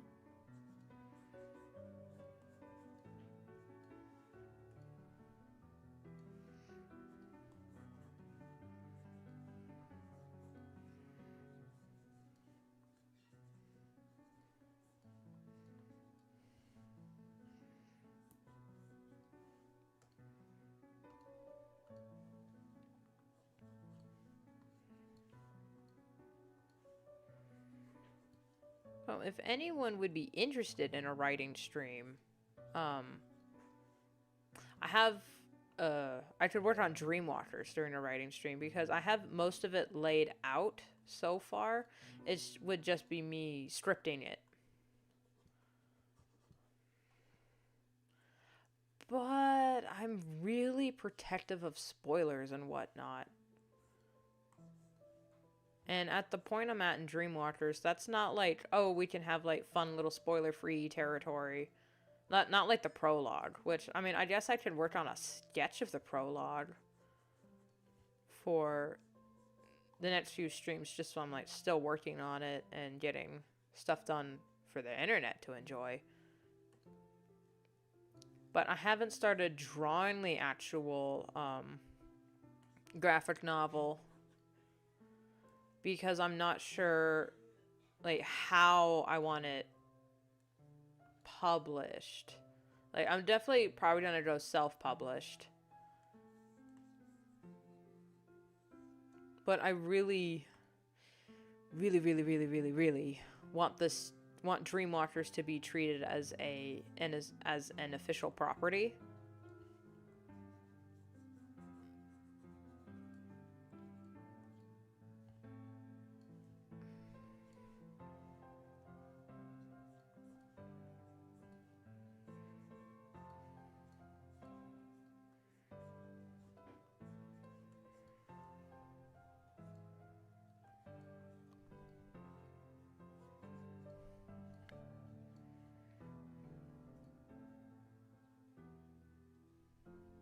There we go.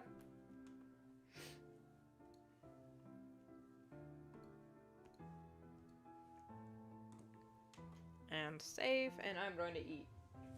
I'll still be here. I'll just be back here, so hopefully y'all can't hear me chew.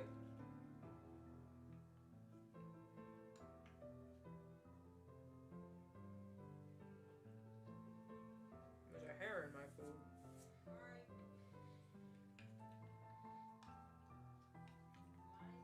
I think so. It was silver. And long.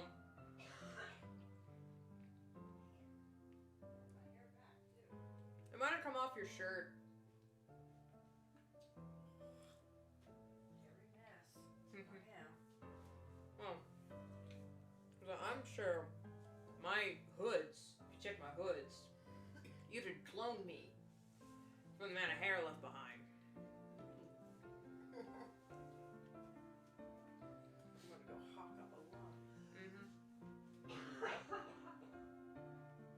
So yeah, I got sick, and then they got sick, and then we all got sick. And I'm recovering. You're coughing up a lung. I'm just stuffy. I don't feel sick. This is what's so annoying. And I don't know, every 5 seconds or something, it feels like, something's hitting the back of my throat. Anyway. I had a cough like that my sophomore year. Yeah, my sophomore year of high school. It just felt like there was just gunk in the back of my throat, and for like, it felt like months, because that's when you made me drink the fenugreek orange juice disgustingness, because we didn't have the pill capsule. Oh, right, sorry, but yeah, that was terrible. But it felt like I was just constantly coughing. I couldn't even talk. Did the fenugreek help? It's supposed to break it up, which means once it's loose, then the body expels it, which you think, oh, you're getting worse, but actually it's... No, you're getting better. Yeah. So...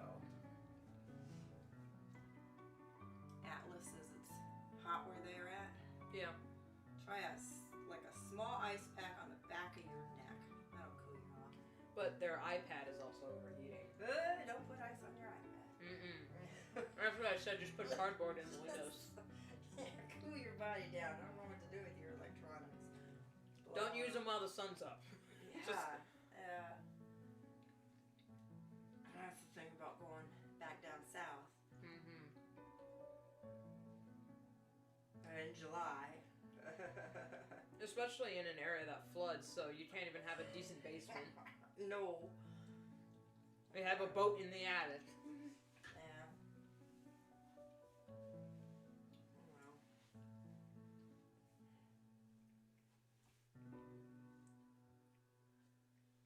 So who are these peoples?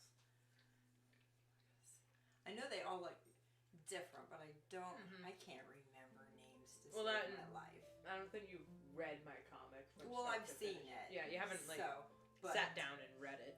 It's a very short read, even though I'm up to almost 100 pages. 3 years. I heard you say that. I was like, oh my gosh, that's right. It's been 3 years since I started this, and it's been.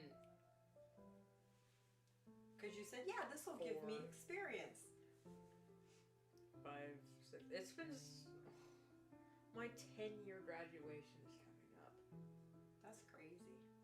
Yeah, because this is year 7. I want to go to bed and never wake up again. Okay, so all these characters from left to right. It's Brindlefur, Shorttail, Snowblaze, Ivy Whisper, Hawkfang, Splashpaw, Hazelpaw, and Lionstripe. Okay. And I never read any of the warrior books. I don't know. I guess I'm more into fantasy with humanoid characters like Lord of the Rings and Redwall. Redwall is good. Redwall is really good. I think it's the only animal, book of that genre that I would read more of.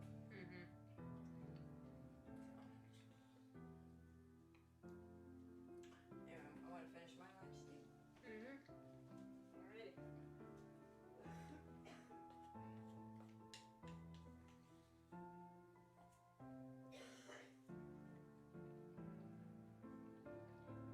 I really hope you guys can't hear me chewing. Because I always hated that when I would watch live streams. And like someone would be talking, but then they'd be in a call with someone who is just, I don't know if their mic picked everything up or what the hell, because it seemed like they were just like crinkling on a chip bag for like 5 minutes straight. It was like, can you not? Can you like mute and then crinkle that and then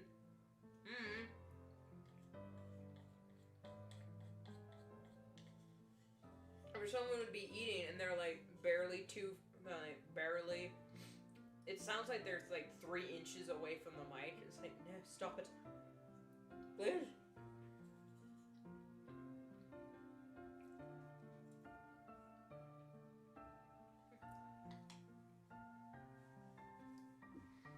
Or now, I can't get overly annoyed with this one, but it's still a pet peeve of mine. Where, I'm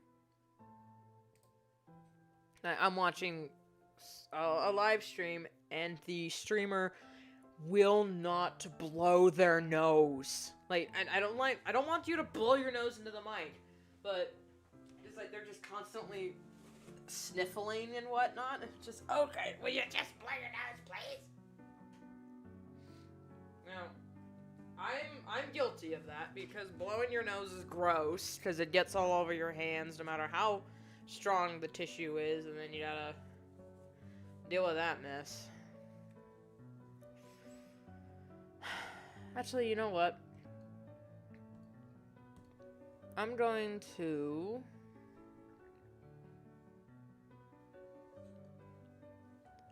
because the line art looks a little wonky to me, but that's just a banner, so it's fine. Never mind. I'm gonna put all their eyes on the same layer, but I think what I'm gonna do is I'm gonna go like every other character is on the same layer. See, I just sniffled.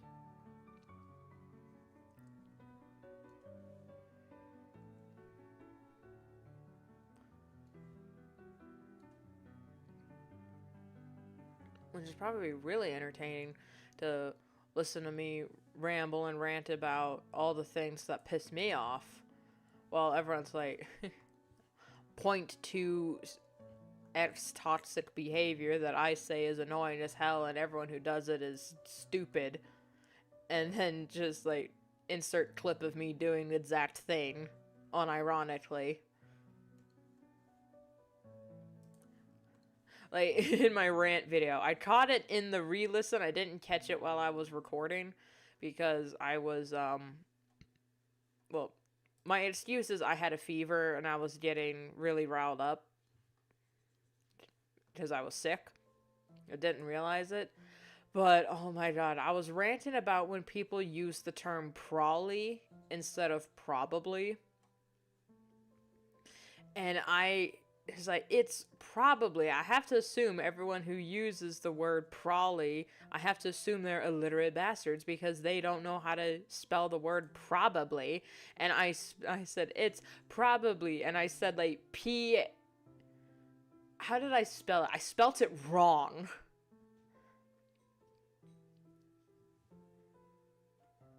I probably was like PARBABLE or something like that. It's like, that is not probably at all. But I caught it in the video and I misspelled it. I insert clip of Red from That 70s Shows. You dumbass. So yeah, I'm no saint when it comes to spelling. Even though I am very annoyed by it when people are typing and they use phrases like probably and whatnot, because I don't know, hearing the word probably, even saying it, just kind of yerks me a little bit.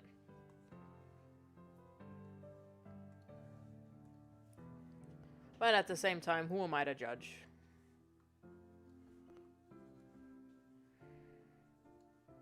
It's like, if you're chatting, like, on live stream, I see why you would, like, accidentally misspell a lot of words. Because, you know, you want to get it out as soon as possible, and you want, you know, like, your comment to be relevant to what the streamer is saying at the time, and there is a bit of lag, so when you want to say something, you gotta type it as fast as possible. But, like, if you're typing, like, a comment or something that someone is going to, that's gonna, like, be there, spelling errors really, I mean, you really don't have an excuse, in my opinion, for spelling errors in that instance, because, like, we have things like Grammarly and spell check on our computers that naturally pop up, even on your phones. So it's just when people have misspelled things in, like, comments or in, you know, any of those types of circumstances, I'm just, okay. You really couldn't spend the extra barely 2 seconds to double check your spelling? Because I double check my grammar when I'm typing. At least I try to anyway. Excuse me.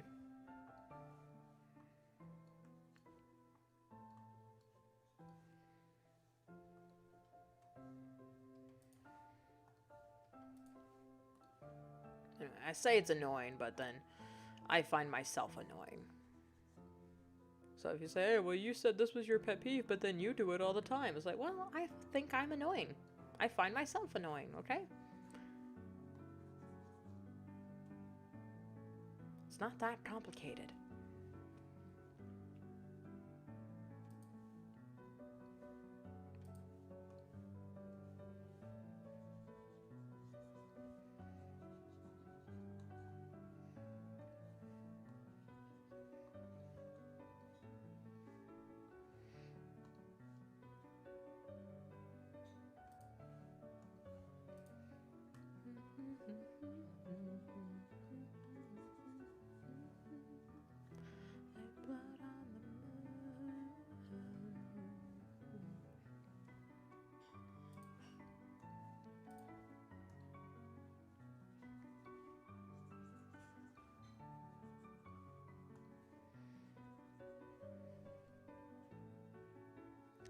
Oh, Nelly. The one problem with having old reliable, the hot dogs and macaroni mixture is, Oh boy, does it lump in your stomach. No, it's fine. I'm just... Whew. That's a lot of grease.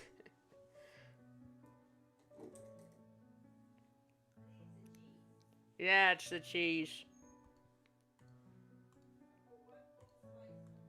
Oh, damn. Alright, we're gonna draw every other. We're gonna do base. Oh. Oh, there are line arts on the same layer. Shoot. Well, I'll just have to be what is called careful.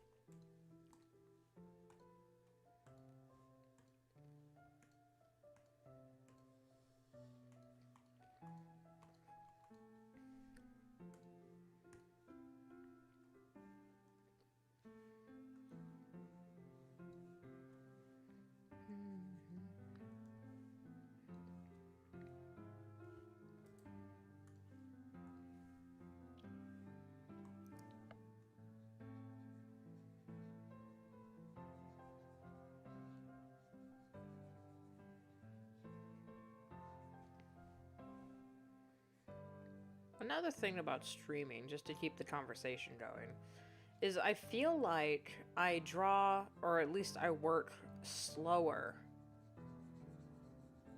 when I'm live streaming.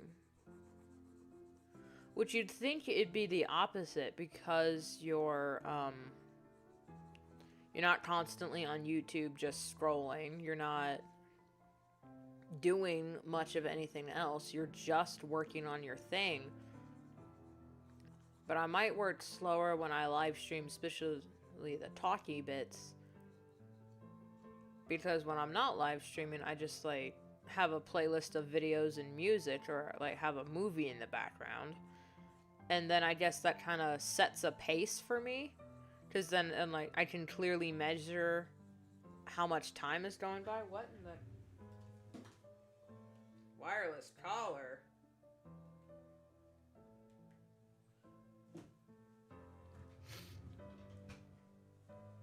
If they really want to talk to me, they can leave a message. Oh crap, they overlap back here. Shoot. Oh wow, they both have white on them.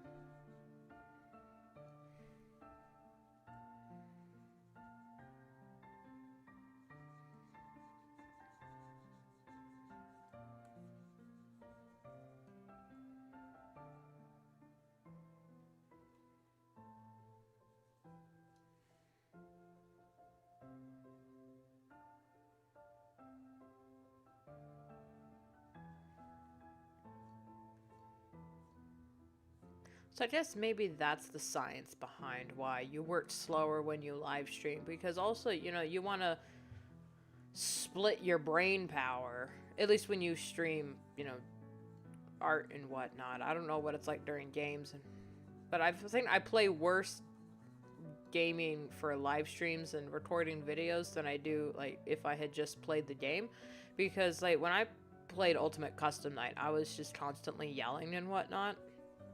I'm not constantly yelling, but I was like talking, trying to be entertaining, talking about other things where like I missed a lot of audio cues and whatnot and was panicking. But in like if I had just played the game away from stream, I would have been fine, because I would just zone out and play the game. I wouldn't like try to be entertaining. And also, I used to be so bad at streaming because I couldn't talk and draw at the same time, which I still have trouble with, especially, you know, the talking and the drawing bits. But Like when I'm coloring, I can talk just fine because like I have all the references up and it's like I'm not um doing line art or whatever.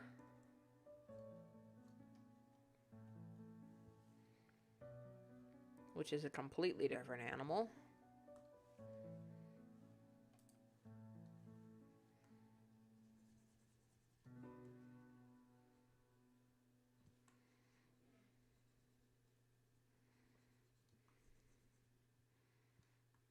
But then again, I really like listening to video essays while I work because it gets me, especially this one guy I started listening to, which I'm going to have to get a bunch of his videos together. Same with Jenna Marassi, and just take some notes for my own stories because they had so much good advice for writing stories, getting like what the purpose of character and like how to publish a book and whatnot. So it's like, you know what? I'm gonna have to during hiatus I'm just gonna be working on learning everything I can about stories so that when I come back when I come back to this comic I can practice what I've learned here without without too much pressure, I guess.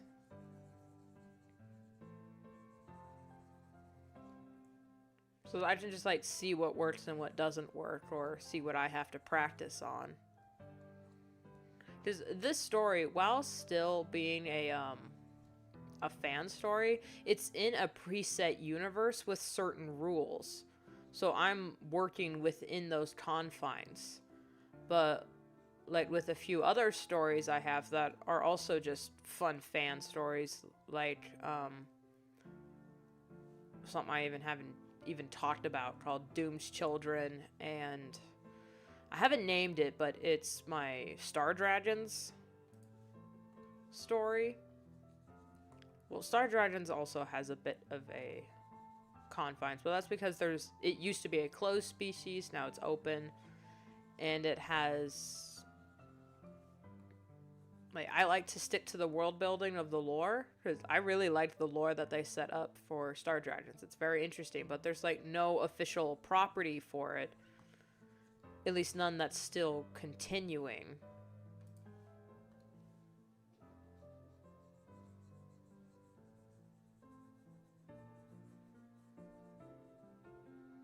So I have a little bit more freedom with those two stories. And the thing with not Dreamwalkers, with Doom's Children, there's like no plot. It's just a concept I created because I had a bunch of these furry characters that I had just accumulated over the years of just adopting and designing cute characters that are open species because I'm addicted.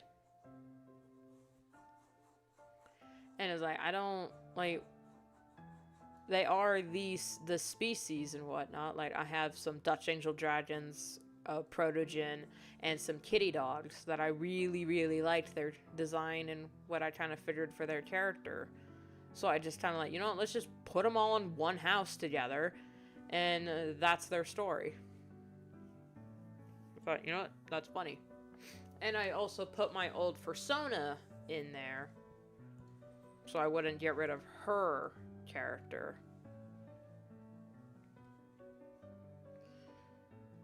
Alright, let's work on these characters first. There's a lot of white and cream, so I'll start with the white and do there.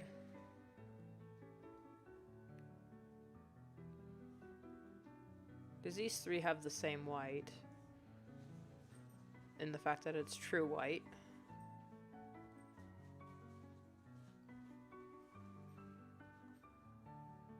Wait a minute. Oh, his is only on top. Right. Ivy Whispers is all around.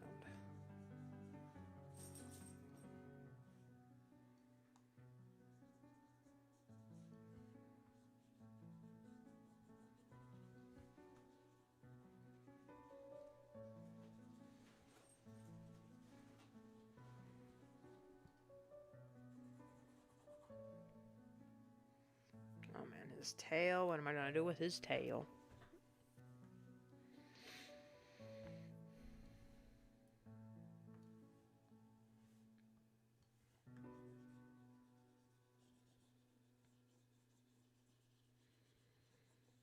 I think I'll just do that, and then for his stripes, I'll just cover that up.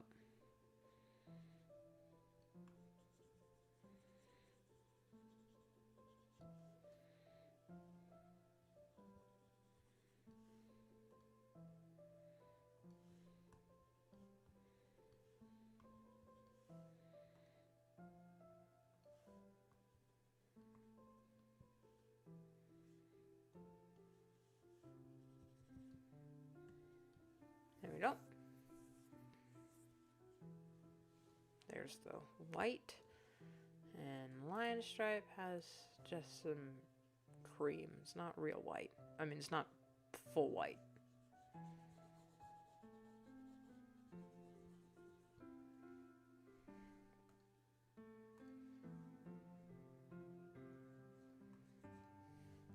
Oops.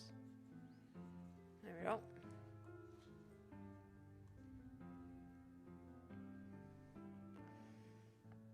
And now the stripes. Well, actually, I'll blur these.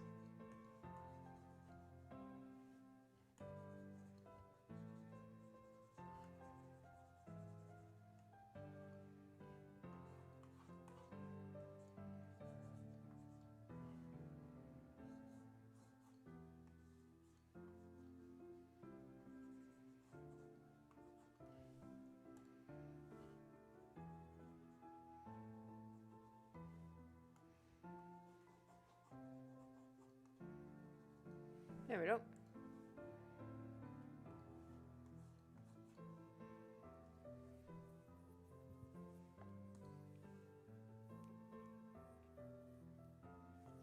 Now for the stripes.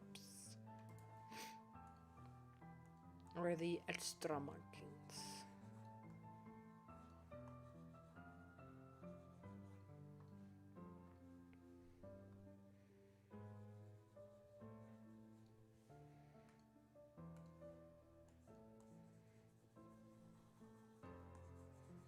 Now, one of these days is what I'm gonna do. I'm just gonna, like, collect a bunch of videos that I need to listen to for, like, story writing and whatnot, and just take notes.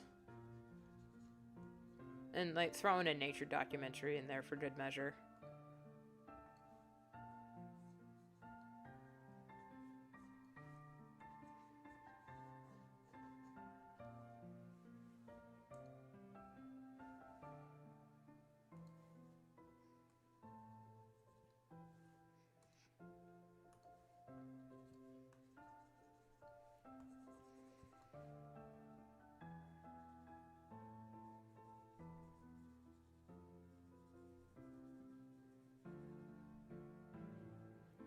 Also, and this is just,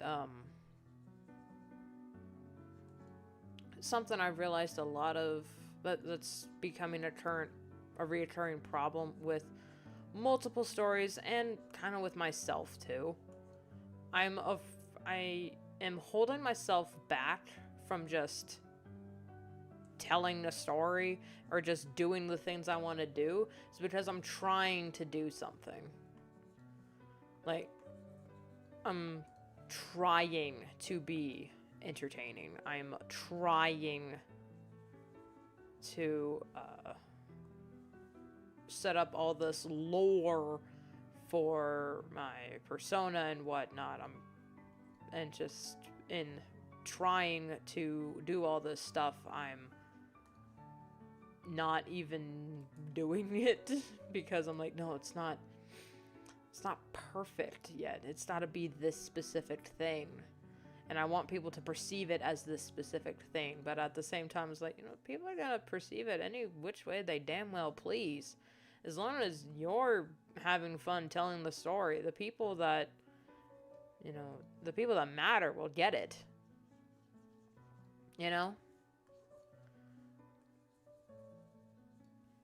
So I'm just dealing with a bunch of that. Wait, it's a specific amount of stripes. It's 1, 2, 3, 4, 5, 6.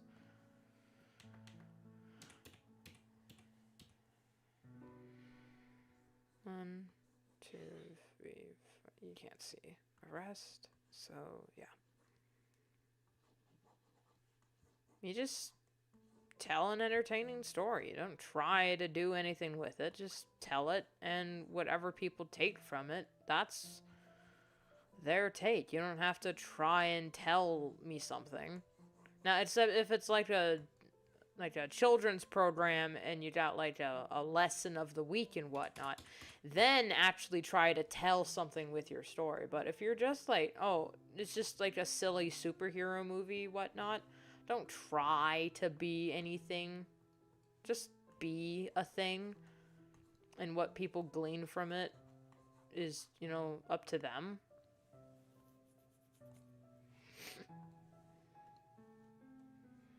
Like, I'm not writing Dreamwalkers to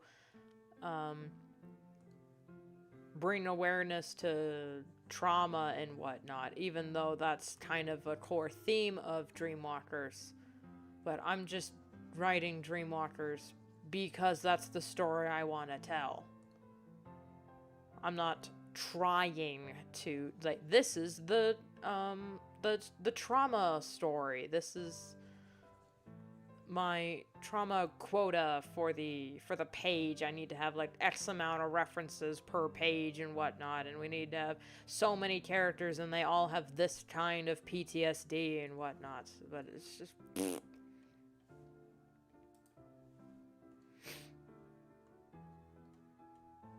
just be.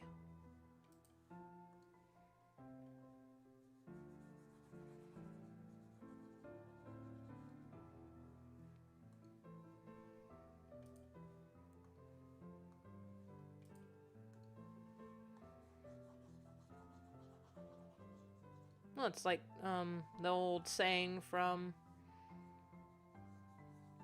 Field of Dreams: if you build it, he will come. Or if you build it, they will come. So no, if you build the story, people will flock to it for the story. But you have to just build the story you want to tell. Just build it. Don't worry about attracting a certain audience with it. Just build it and they will come. It's so funny that a movie about dead baseball players will have such an important message in it that you can glean from it. See, now, that movie was just a story about baseball. But in building that story, it attracted an audience that are just, you know, that just wanted to be entertained.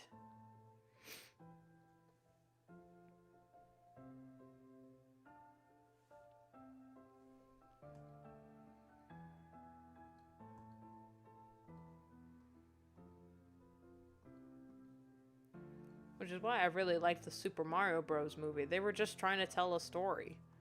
I mean, okay, no. They just wanted to tell an entertaining story about Mario and whatnot. They weren't trying to, alright, we're making a Super Mario movie, and with this story, we have to tell people a certain thing. No, they just said, here's Mario. And we said, thank you. And they said, you're welcome. And I'm sitting here like, more please? I got my plate up at Illumination Studios. I was like, I never thought I would ask you for this, but more please. I want second Mario movie, but don't rush it.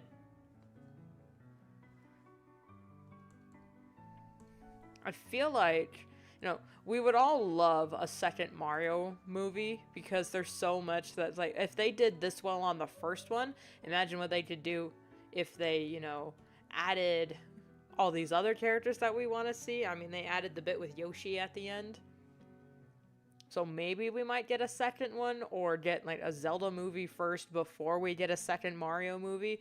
But I'm afraid we've captured lightning in a bottle, and that this will be the only Mario movie we get, because if they try to make a sequel, it will suck, because then they'll try to make a box office, like a big blockbuster movie, instead of just making another Mario movie.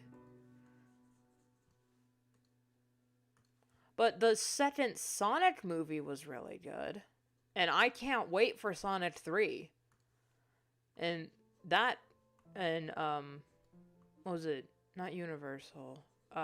Paramount did a really good job with the Sonic movies. Although Illumination, I think, made a better video game adaptation movie. Because, like, if you listen to the soundtrack of the Mario movie, you can tell the people who worked on the Mario movie love Mario.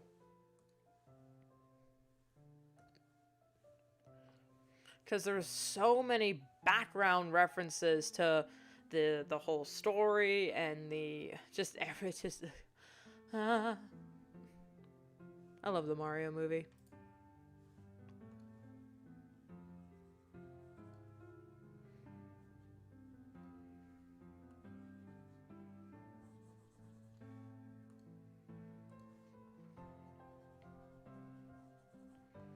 So yeah, the idea of having a second Mario movie would be fantastic, but I'm afraid of the reality that this is all we're gonna get, and if they try to make a second one, it would be really bad. Which,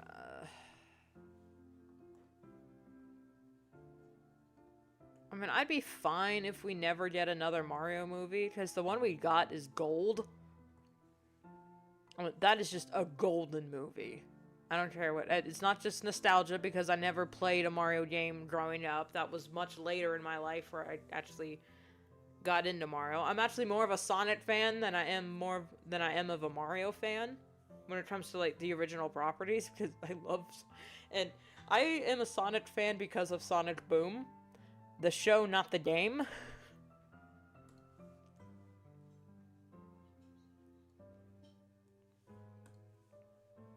But this Mario movie, it was so good. Okay. Now I got Mr. Blue Sky stuck in my head because they played it in the movie.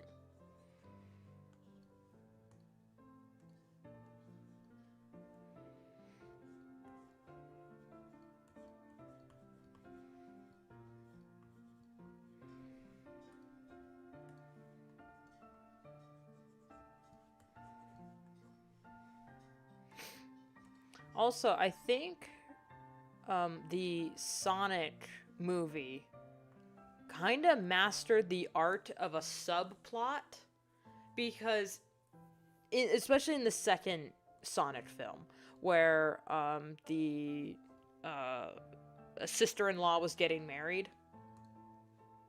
I absolutely loved that subplot. I thought I was gonna be annoyed, as like, oh, we're constantly cutting back to the other people. I'm just like, no, I was just as entertained watching, the subplot as I was watching the main plot.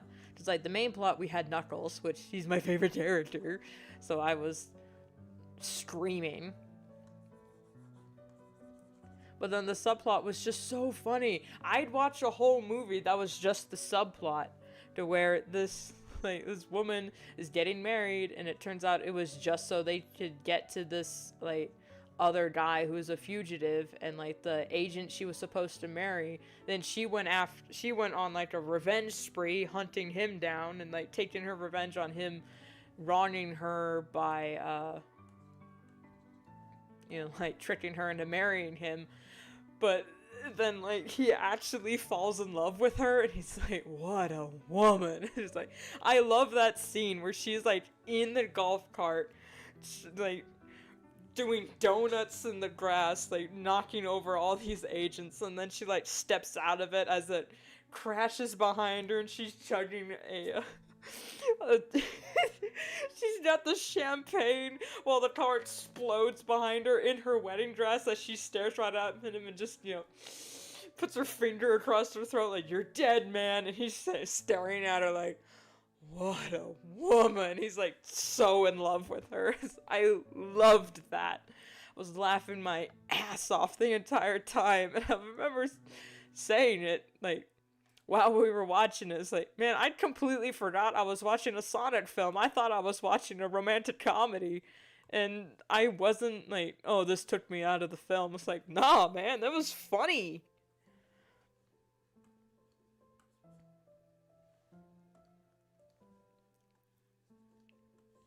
Alright, it's... okay.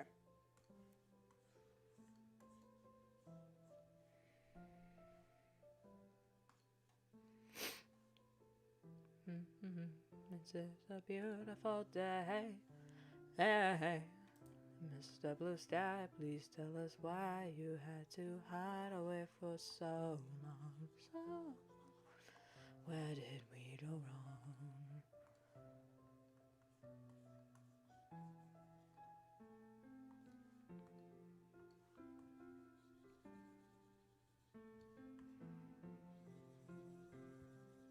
You know, as much I don't hate Legend of Zelda, but if I'm not sure what they would do for a movie for Legend of Zelda because there's so many incarnations and whatnot. But I would be really pumped if they announced a Kirby movie. Because that would mean King Dedede and Meta Knight. If we got a Kirby movie. And I love King Dedede and Meta Knight. They're my mains in Smash. That and I watched the TV show. Not all the way through, but I did watch a few clips of the Kirby TV show. And oh my god, it's so funny. I thought Meta Knight was like the villain and whatnot, but it's in like the TV show. It seems like Meta Knight's not even the villain. He's just like Kirby's brother or something.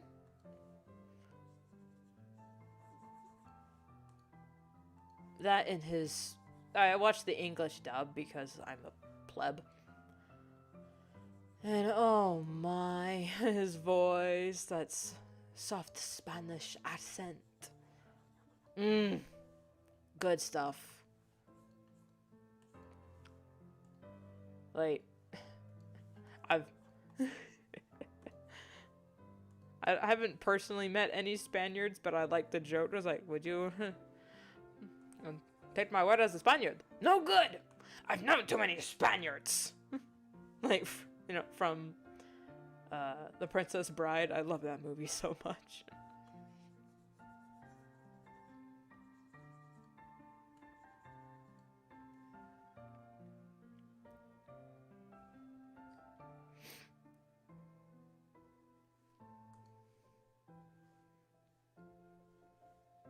Like, I can make jokes saying about how I don't trust the Spanish, but it's all just jokes. It's just jokes. I don't know my Spanish history, especially regarding the Jewish people, which is, like, I'm a little salty about, but that's not modern Spain's fault. Modern Spain wasn't there. It was old Spain, so I'm not gonna hold new Spain responsible for old Spain's actions, as long as they... You know, if brought up, they just say, "Yeah, that was the old ways. We don't do that. We don't condone the actions. We don't do that anymore." So fine, I accept. I simplified Brindlefor's design, and I still have to reference it every single freaking time.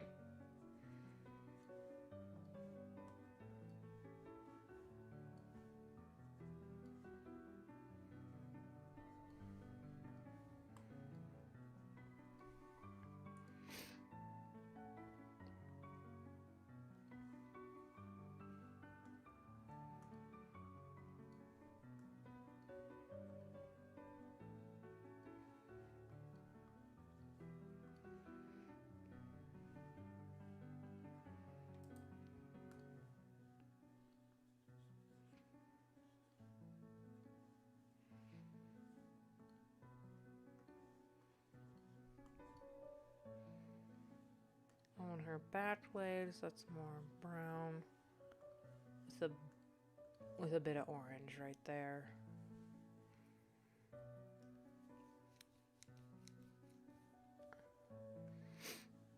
I think when we watched Sonic 2, I think that was at my sister's house. I don't remember. But either way, it was really funny. And yeah, we're getting Shadow in the third Sonic movie. Ah! I legit do not know who they're gonna get to voice Shadow.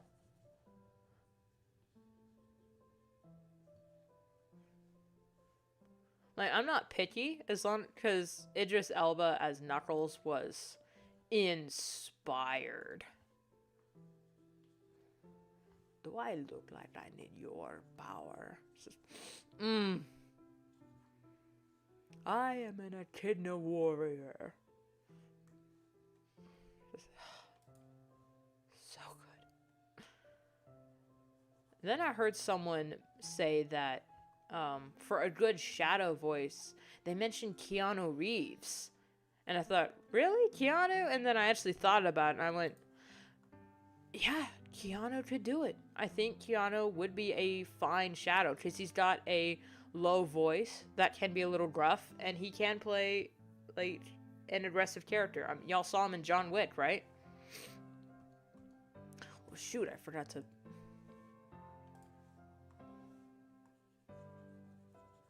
There we go. Okay, on home stretch, people.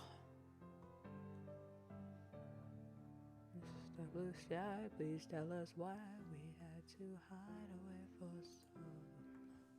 so long. Where did we go wrong? Or why you had to hide away for so long. Now, we're in the home stretch, people, so we'll finish this and probably end the stream here. Now, what are we going to do for the background? Like, I could do the mountains and the stars again.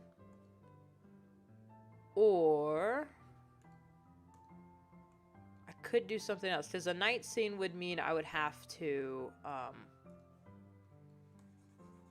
add a multiply layer on top of everything.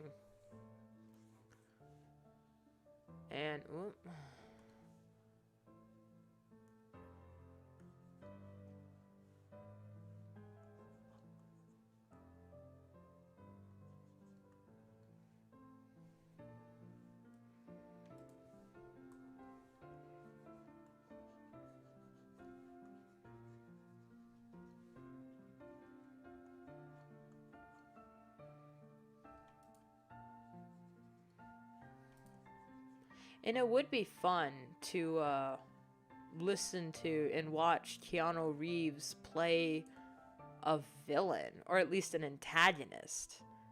Because I don't think Keanu Reeves has ever played a villain. Now, your stream homework is to research Keanu Reeves' acting career, go through his entire IMDb, and scour every movie he's ever been in to find out if he's ever played a villain in any way, shape, or form. I mean, you could make an argument for John Wick, but he's the protagonist. We're supposed to be cheering him on. So I don't count John Wick as a villain.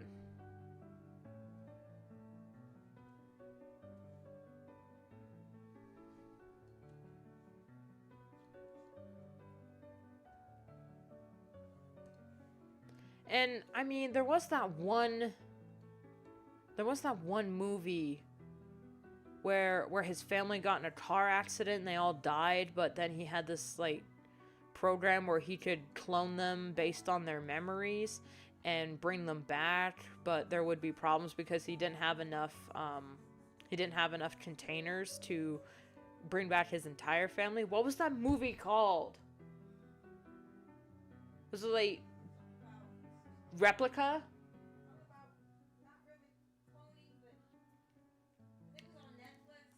I think it's called Replica. Hold on, let me actually look that up.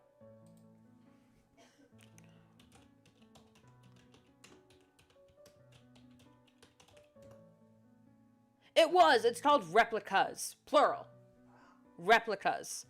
And Yeah, he's a neuroscientist who loses his wife, son, and 2 daughters in a tragic car accident. Utilizing cutting edge technology, William, Keanu's character, comes up with a daring and unprecedented plan to download their memories and clone their bodies. The experiment begins to spiral out of control. Foster, his last name, soon finds himself at odds with his dubious boss, a reluctant accomplice, and a police task force, and the physical laws of science. So it's a really good film. But again, he's not the villain. He's just a desperate father who just wants his family back. Which is still an interesting character. An interesting premise.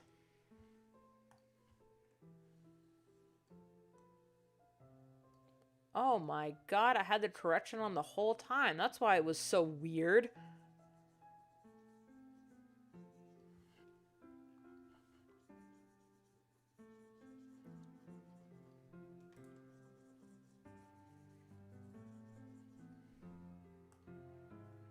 You know what, actually?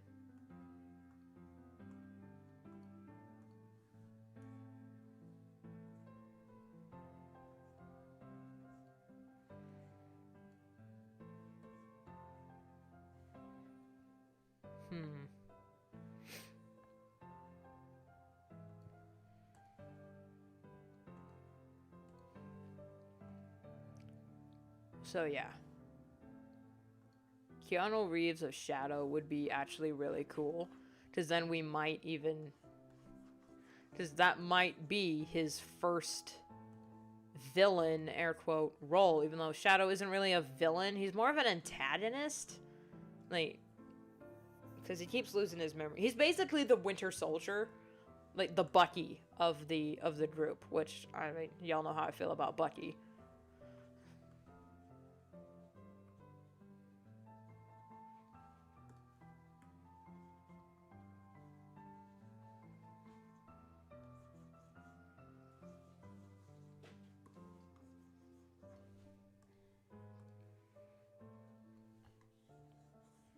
Because then if we get Shadow, that means we could get their task force together.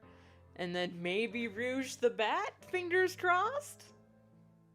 Who would voice Rouge?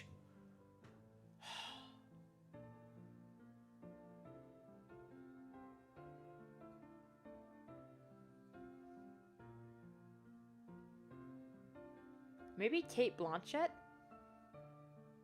Is that how you pronounce her last name?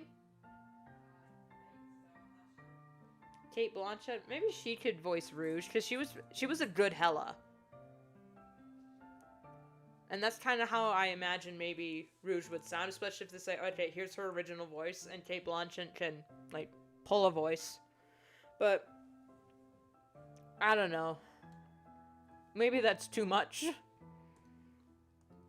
Because honestly, if they bring Rouge the Bat to the big screen,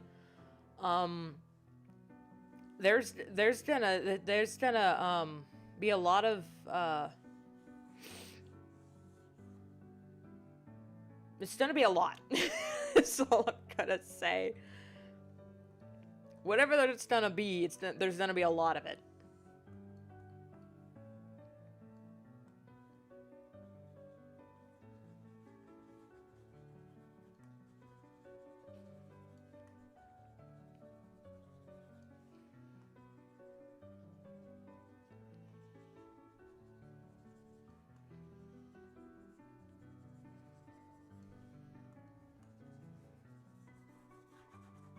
Well, maybe if in reverse, this was fully opaque and then this is lower.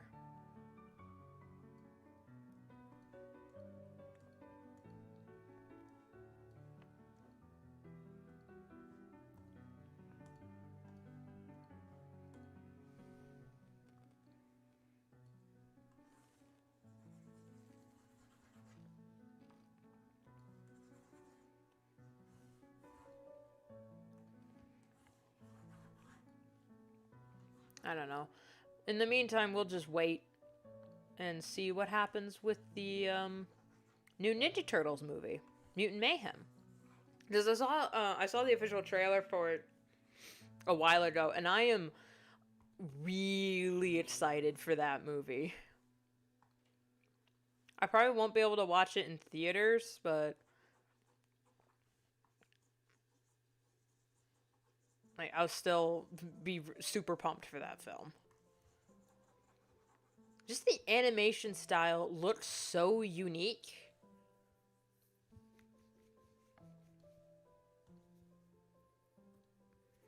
And it's very eye-grabbing.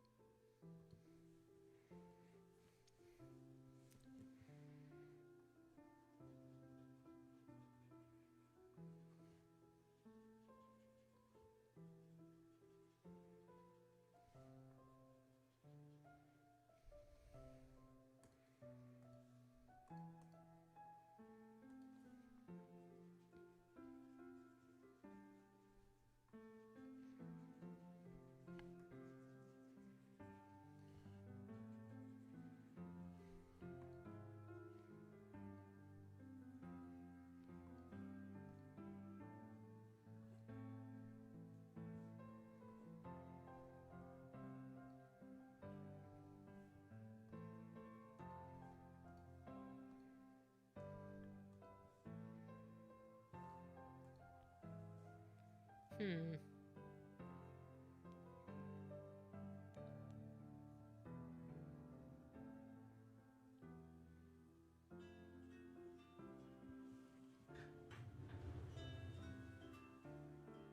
It's 3 o'clock already.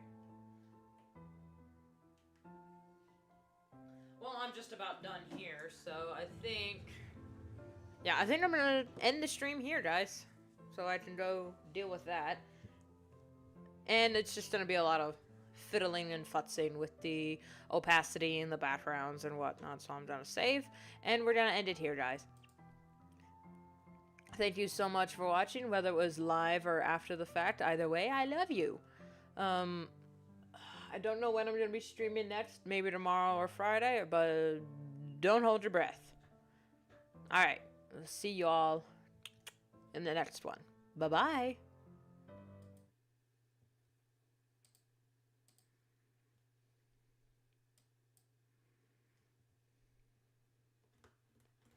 Come on, end.